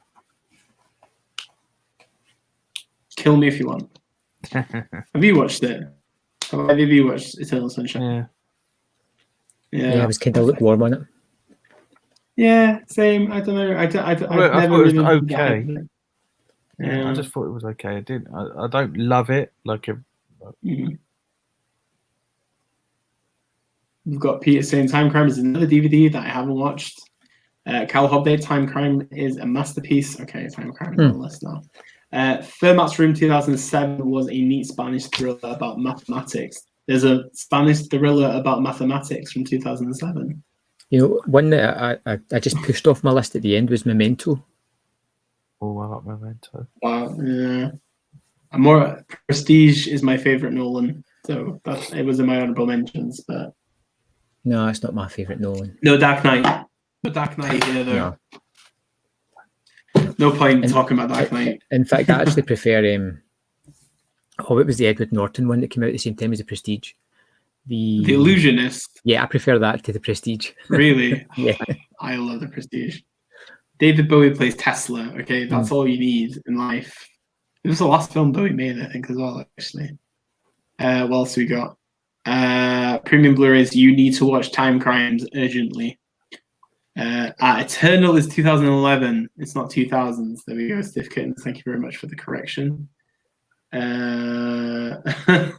Luckily enough to be wise. Oh, all right. Okay, calm down, lads. Calm down.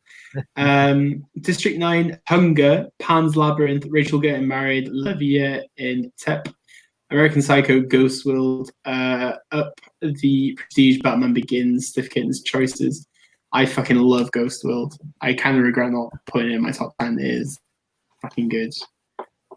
Primer, that Graham mentioned, is wonderful. Primer. Eric is asking thoughts on Das Experiment. I've never seen it. Anybody else seen Das Experiment?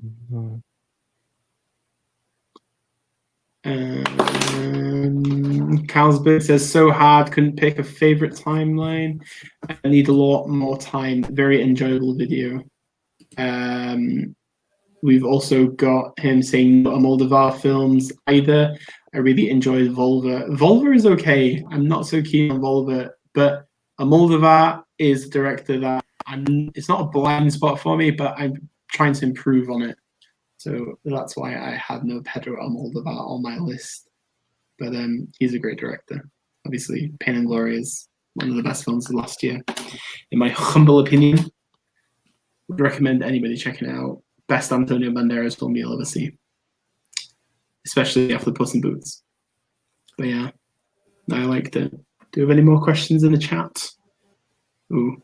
Before Sunset was one of my favorite films of that decade. I don't care for Sunrise all that much. I'm not a big fan of Linklater at all. I don't like Richard Linklater. Have you seen any of this? No. Yeah, Don't like it. I love Linklater. I think he's great. Do you? Yeah. I don't detest him, but I don't know. I just don't really get him. Dazed and Confused is one of my favourite movies. Is it? Yeah. It's been a long time since I watched it. I love it. I saw his. What was the last one he made? Was it Last Flag Flying? I thought that was meh. Right, I haven't It was seen it. It's like Last Detail, but a bit more boring. Right. Is the best way to describe it. Bernie. I like Bernie. Bernie's great. Bernie. Oh, the one with Jack Black. Yeah. Still not seen that one. What else have we got? Some films I like that wasn't mentioned: Animal Factory, Spider, Eastern Promises, Devil's Backbone. I mentioned Devil's Backbone. The New World. Oh shit! The New World. Fucking Terrence Malick. Oh shit in hell. You can't go back. No, I can't. But no. And Justice for Brothers Bloom. Oh my lord! I feel like Peter's going to make a Justice for Brothers Bloom t-shirt or something. Now I'm going to send it to Graham's house. Another great film from 2000s is a Brazilian film called Elite Squad 2007. I've not actually heard about that one. After all this, the Elite Squad? Yeah. No. Have you seen it? Yeah, there's a sequel as well. Is it good? Or Yeah, it's just a solid action movie. Brazilian, you say? Okay. That's another one. Dimitri. Rules of Attraction. I love that movie. He's a big what's the name of the director again? Avery, Roger Avery. Yeah. Dimitri's trying to get me into this at the moment, but I'm gonna have to because I've still not seen Mysterious Skin either, which he mentions. Dark Knight, The Mist. Great. The Mist. Okay. Beaches of Agnes, Martyrs, Watchmen, Where the Wild Things Are, Hostel, Solaris.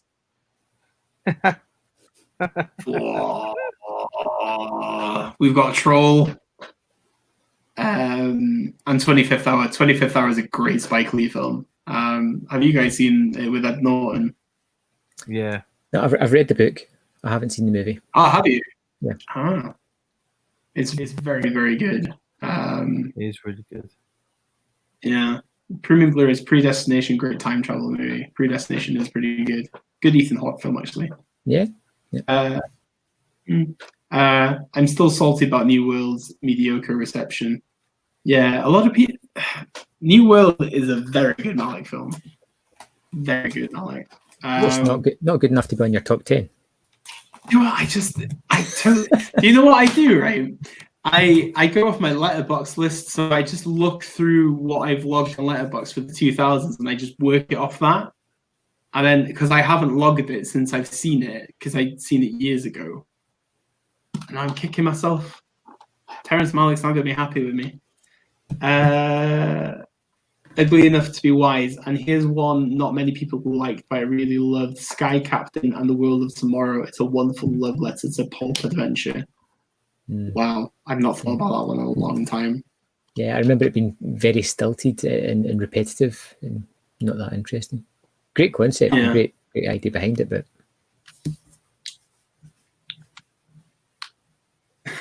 Sifkin stays and confused, but it has Adam Sandler in it. It's fine. Carlsberg, anything you are particularly looking forward to? I'm guessing this is cinema-wise. Anybody want to begin? I want to see the new Saw movie.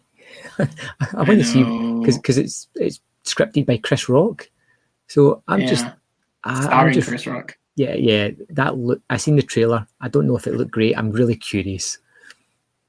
Yeah, same. I bought the Saw box set because I was going to watch them all before the release, and then obviously it ain't happening until next year now.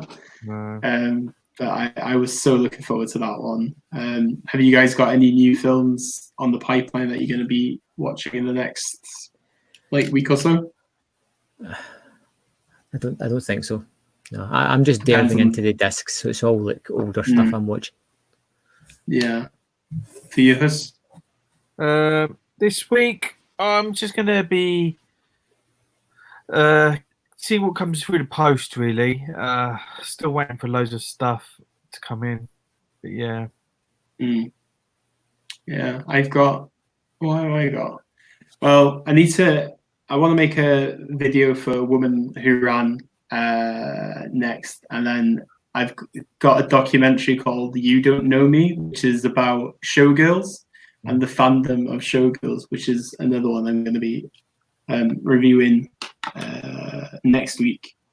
And then I've got a French film from a guy called Bruno Dumont called Joan of Arc, which I'm really looking forward to watching also. But at the end of the month, though, this is the one I cannot wait to see. Will Ferrell has made a Netflix film about Eurovision. Eurovision, yeah. Oh, really? Yeah, that's out June 26th. It's got Rachel McAdams. Who else is in it? What's the name of the guy in Hustle? What's his name? Dan Stevens. Dan Stevens is in it also. Yeah. Yeah. I can't see it. There is actually something, now you mentioned Netflix, I'm really interested in the new Spike Lee movie, The Five Bloods. Oh yeah, the Five Bloods is out next week as well. I cannot wait to see The Five Bloods. Especially after Black Klansman and how back to form Spike Lee has gone. I'm very interested. I've been watching a couple of weeks ago. I started watching Spike Lee films I'd not watched. I rewatched Summer of Sam last night because I really fancied watching it. But now The Five Bloods, I'm really intrigued to see how the trailer looks so good. Did any of you guys get an email from Criterion saying that they're putting a few of their films on to watch for free on the Criterion channel? Films that are about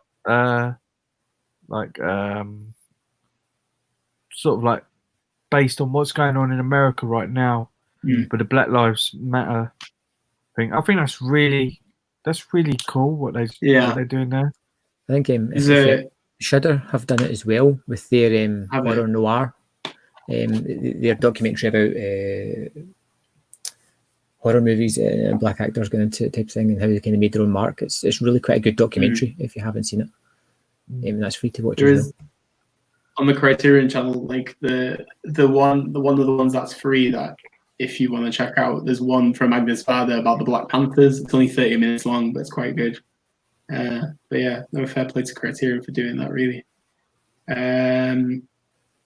What else do we got? Dimitri says Spiral was my most anticipated film of 2020. Shame about the delay. I'm really intrigued to see how Quiet Place 2 pans out as well, if it comes out in October, September. I didn't really know how they're gonna carry on that film. Yeah, I'm kind of curious about Halloween Kills. Oh yeah, that's how. Yeah, no, it'll be interesting to see what happens. Is that going out in 2021 now? No, not yet. It's not cancelled yet. I think they're still hoping for a release. But yeah, what else have we got? Stiff Kittens. I wonder how uncomfortable Colin Farrell felt filming The New World, as Orikana Kilcher was only 50 when she filmed that, and Farrell was twice her age, I think. Yeah, I can imagine that was not comfortable, but at the same time, Colin Farrell was pretty off his kite on various things during this time, so probably he doesn't even remember filming the New World. Eric says, I'm watching Robotrix tonight, a very inappropriate Hong Kong movie about androids. Yeah, please tell me how that goes, Eric. I'm always, Dimitri, have any of you seen The Vast of Night? It's received a fantastic reception, but I was not a fan at all. Anybody seen The Vast of Night? No, but it's one that was recommended to check out. I think it's on Amazon Prime. Oh, is it? Yeah. Oh, yeah. I've seen a few reviews for it. It sounds interesting. It's only like 80. Is it 80? Oh, it's 90 minutes. And also reviewed by Chris Stuckman, Huss. So you know it's good.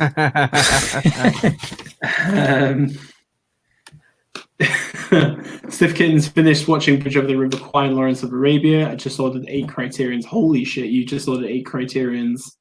What Criterions did you order? I haven't watched Bridge Over the River Kwai in a long time. My granddad used to love watching that film. Eric says I've been buying a bunch of violent anime films from the 80s and 90s. I've got The Itch. Don't blame you. What about Urotsuki Doji? What is that? That's a very violent anime from, I think, the 90s. I watched it when I was a kid. Okay. That's when Manga Video were like bringing out all their VHSs. Mm. And was it the Yeah. other one? Tokyo Megalopolis? That was quite a bonkers one as well. Mm. Whilst we got Stiff Kitten says it was a beautiful email. It was a very nice email from Criterion.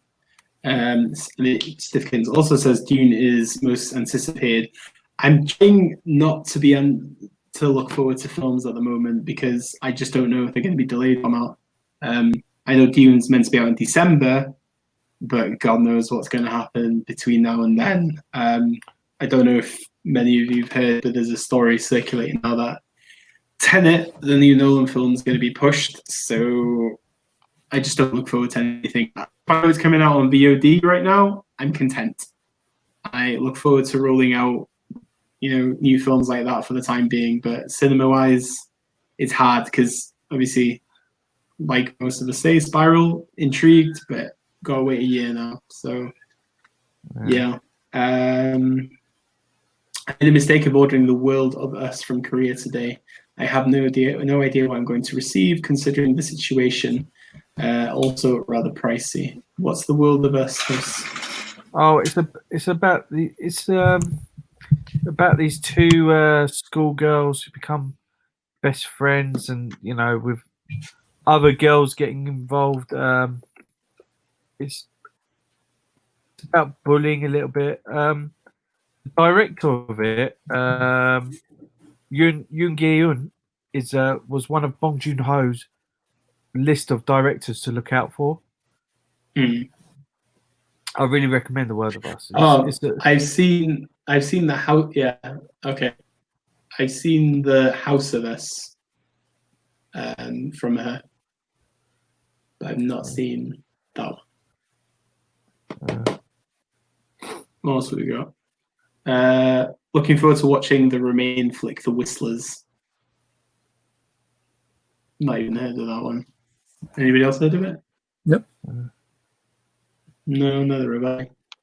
Got any more questions in the chat? Me and Huss had a good conversation the other day, Graham. We were talking about reviewing technique. Okay. Then I gave Huss I've just got a structure stuck in my head now, like how I do mine. So intro and just how I break it down. What's your process when you present a review on the video? Out of curiosity, because I'm fascinated to know. I do zero prep. I do nothing. I'll have a stack. I've got a bunch of movies here that need reviews, and I will sit down one day. I will start a camera. I'll pick up a movie, talk for 6 minutes, and hopefully what comes out isn't utter garbage. I wish I could be more structured than that, but no, it's just you just go for it. Yeah, I don't even I have no idea what I'm going to say until I start talking. Yeah. Do you do more than one take of a review, or do you just do it once? No, I do it once. Do it once. Yeah, I do it once. Wow. I've gotten into the habit. I've gotten into the habit. Like today, I sat down. I think I did. Was it 8 or 9? 8 or 9 in about an hour and 10 minutes. Shut the front door. No, it just. I mean, if I can say I did 8 or 9, that's impressive. Yeah, but if they're all shit, then it's not really that impressive, is it? No. So, but I think you're very consistent. Yes, yeah. Yeah, it's just habit, because I put a video up a day. I'm sitting on my computer just now with about I think it's about 25 reviews I need to just edit, but the editing takes minutes because there's very rarely if any cuts at all. Yeah, because if you do it exactly, that's the thing for me. It's like sometimes if it's a film like I love talking about, I go on this massive tirade, so I have to condense it. Like I did a review for Shirley this week, and it was about 15 minutes at one point because I enjoy talking about it that much. I had to cut it down to 7 minutes, but because I feel like if I babble on for such a long time, I just can't. I feel like it's just not that interesting. Yeah, that's how that's my like process now. But then I've started adding videos and then adding images and stuff to the video as well. So I'm going to start changing a little bit more once I have I'm trying to build up a sort of like backlog of movie reviews that I can just put online, and then it'll give me a month or two to rejig things and try and work out a different way of doing it to see how it works. Because I've got myself in this mindset of I have to have a video up every night. That's crazy. So because this is my fourth year of doing that. Really, 4 years you've been video a day. Wow. Yeah. Wow. I couldn't imagine doing a video a day. I just generally, I would go insane. It's just I don't know how you do it.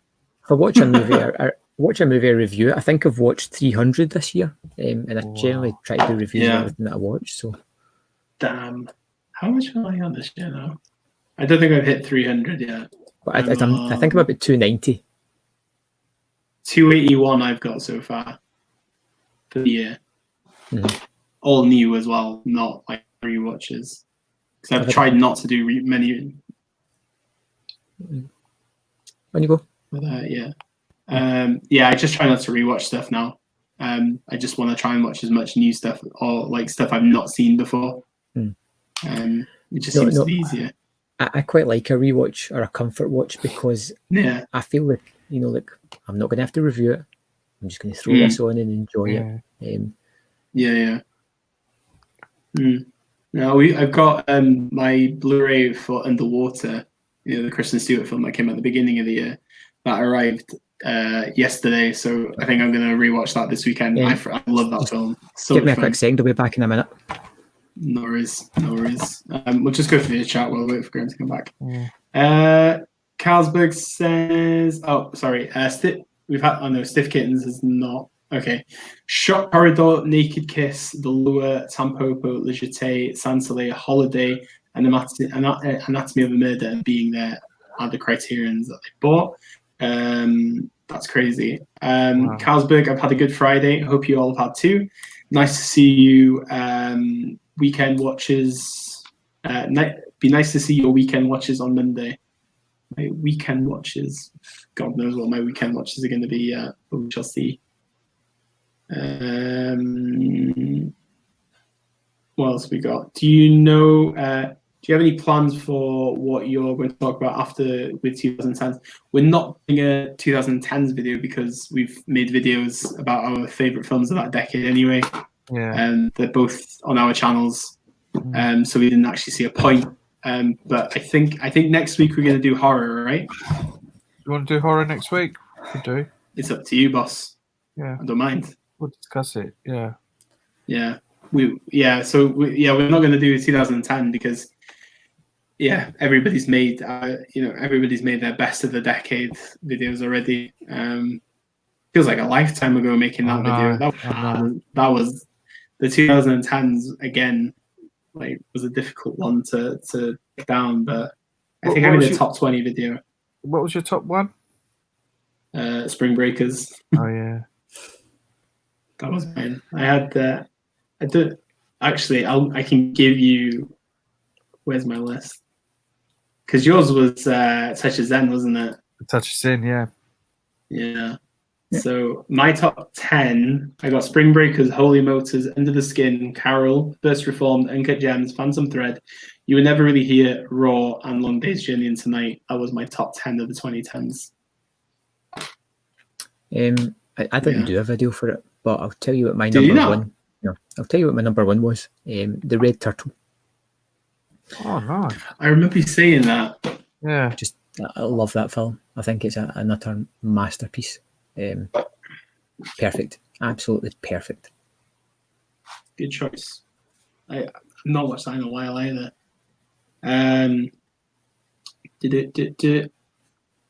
Well, I guess there is a Scottish style to doing reviews. I do mine in a bunch too. Oh, okay. Peter and you have the same style. It's always interesting to see how people do it. Like at the moment, I'm just trying to commit to one a week, just because I'm just too busy. Like, but because I'm on furlough now, I might do 2 a week. We'll see. Just depends how it goes, really, and how I feel. But the problem I've got here is light as well. I actually need to get some lights. Ugly enough to be wise. Horror, nice. Musicals next. Do you want to do a musical on us? I really don't know enough about musicals. I haven't seen enough musicals. Yeah, I have seen a lot of musical films. But yeah. So what are you doing next? Well, we've been doing about horror, haven't we, for a while? But I don't know if we're going to do genres or because we could easily do like a director list, even as in like film from specific directors. I don't know. That's the thing. Every week is just.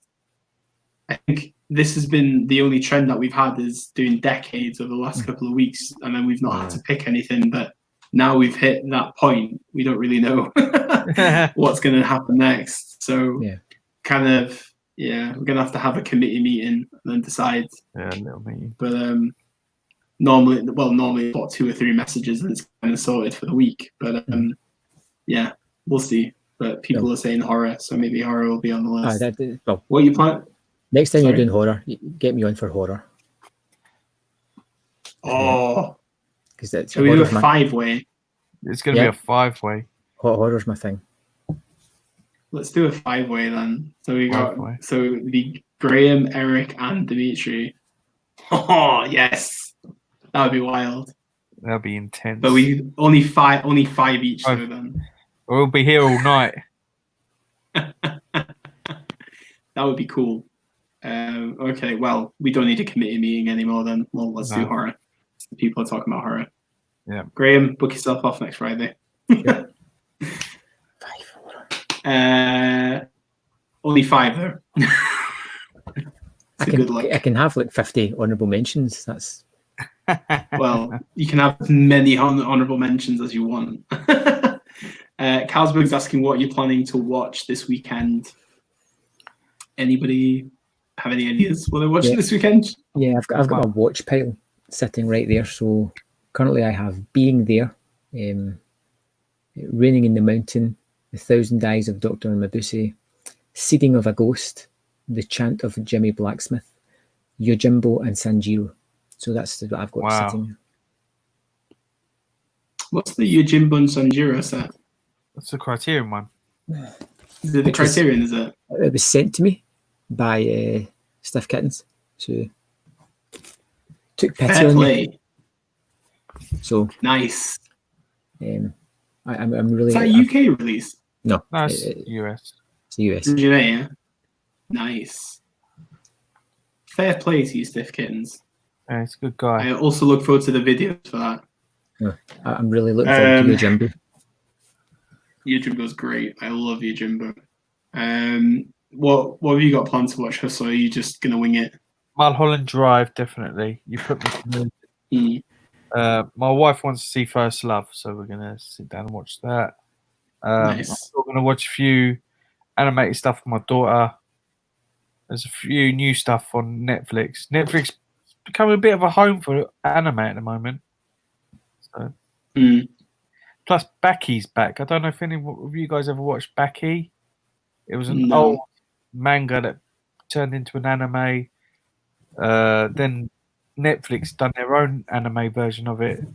About like a fighting type thing. It's quite violent. Okay. Fun to watch. Interesting.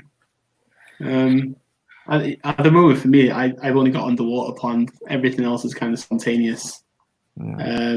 But I need to rewatch You Don't Know Me, the Showgirls documentary. But we'll see what happens. I play a lot of Uno at the moment. I don't know why. I'm obsessed with Uno with my girlfriend. So That's like, epic weekend plans. Stiff Kittens, we've got Top 10 Horror, Waterboy, Little Nicky, Jack and Jill, Pixels, Happy Gilmore, Big Daddy. Waterboy's not horror. Come on now. Little Nicky's kind of horror. They're not horror. Smurfs 1 and 2, no, that's horror. Eric says best 5 horror films of all time. That's tough. Exactly, it is tough. That's why it's a challenge, my friend. Dimitri, 24-hour stream. Here we go. Fuck. Probably you could do a 24-hour stream about horror because it is that good of a genre. Pink Flamingos. Eric watching this weekend. I really need to get on my watching more John Waters films. Kirkeberg, hey folks, late arrival for me. Probably missed most of the movie chat. Yeah, sorry. If you go backwards in time, then you'll see everything that we picked. Stiff Kittens, Masters of the Universe watch party. That would be quite funny. Since we love to talk about Masters of the Universe. What else we got? I have some Richard Lester films to watch for my Ronin Co podcast. Sure. Richard Lester made the Beatles films, right? He did a load of stuff. Richard Lester did the Musketeer movies and that as well. Oh yeah. What else we got? I thought Huss was talking about Becky, the Kevin James Nazi movie. Oh my god, yeah. Have you heard about this? Kevin James is trying to make a serious film, but it's like a Nazi skinhead film. Kevin James is in King of New York. In, like, King of Queens. Yeah. King of Queens, wherever it is, yeah. Yeah. I know, it's crazy. Stiff Kittens is asking, is your multi-region player fixed, Graham? No, I'm going to have to purchase a new one, I think. Oh, shit. You get them quite cheap off Amazon. They're quite reliable. 150 quid. Was that the cheapest one? Mm. That's what I can find, yeah. And to be honest, that's a bit pricey at the moment, but yeah, I'm going to have to. That's mental. I think I got mine for about 90 on Prime. It was a Samsung one, though. I'm not overly keen about it, but it does the job. Yeah, me too. I've got a really old one, which is good because some of the older discs, when they're playing on newer players, some of them just turn in, they don't work properly. So, which is good. What else we got? Kirkeberg, y'all had plenty of Lynch chat tonight, I'd imagine. It was decent. I've inspired us to rewatch Mulholland Drive, so I'm quite happy with that. Kirkeberg Visitor Q was a great Miike, much fun. Gozu also next level crazy Miike. You put Gozu in the honorable mentions, right? Yeah. You ever seen it? No, that's another Miike I need to watch. There's too many Miikes to watch. Absolutely bonkers. I feel like you could dedicate a week to Miike. Yeah. What else we got? Premium Blu-rays. Huss's wife sounds super cool. My wife would not watch First Love. What a great movie. Yeah, my wife likes. I don't think many. My wife likes quite violent movies. I mean, one of her favorite films is Halloween. So, taste. That's what you call it. Absolute taste. That's the other thing I'm gonna watch this weekend. Atta Magoyan films. His new films on Curzon called Guest of Honor. It's quite a decent film if you want to check it out. It's got David Thewlis in it. Nazarene Prod, I just keep a multi-region player that I only really use when I need it. I have a normal player for day to day. It's a good idea, but yeah. Mine was £50 Seiki player. 50 quid is a bargain for a multi-region. Yeah, that sounds perfect. You can get one for 50 quid and buy it now. Yeah, I think that's the thing. Like, if you knew how, I've seen videos how people crack them open and do the deed, but knowing my luck, I just fuck it up. Yeah, that's how I'm just like, I've had moments where I'm just like, I could just try, but no, it's just I just don't trust myself at all. But yeah, nah. Dion, I was going to ask you, are you a fan of Nuri Bilge Ceylan? the director of Winter Sleep. Not that I know of, no. The one who he won a Palme d'Or. I think it was for I've seen the Winter Sleep. Yeah, I know. I wouldn't say I was a fan. Why? No, of his filmmaking, because I know a few people doing videos on his stuff on YouTube. Oh, really? Yeah, and I thought, Okay. oh, don't know why. Interesting. Ugly Enough to Be Wise. If anyone wants a weekend family drama recommendation, I just watched A Son. It's pretty great. Very predictable. It's on Netflix. Great Yoki War is brilliant. Fun slept on Miike. Lots of fun. Is actually quite family drama. Family friendly, which is rare for a Miike title. Okay. Interesting recommendations here. But yeah, okay. I'm quite content with horror next week then, but it's going to be difficult because you got so many subgenres of horror that, you know, I'm sure there's going to be movies I've heard of. I'm sure Troll 2 is going to be on some of these lists. Not point at Eric at all. Yeah. Oh god. Oh man. Yeah. That's going to be cool. Any more questions? Do you have any more questions for each other? Nope. No.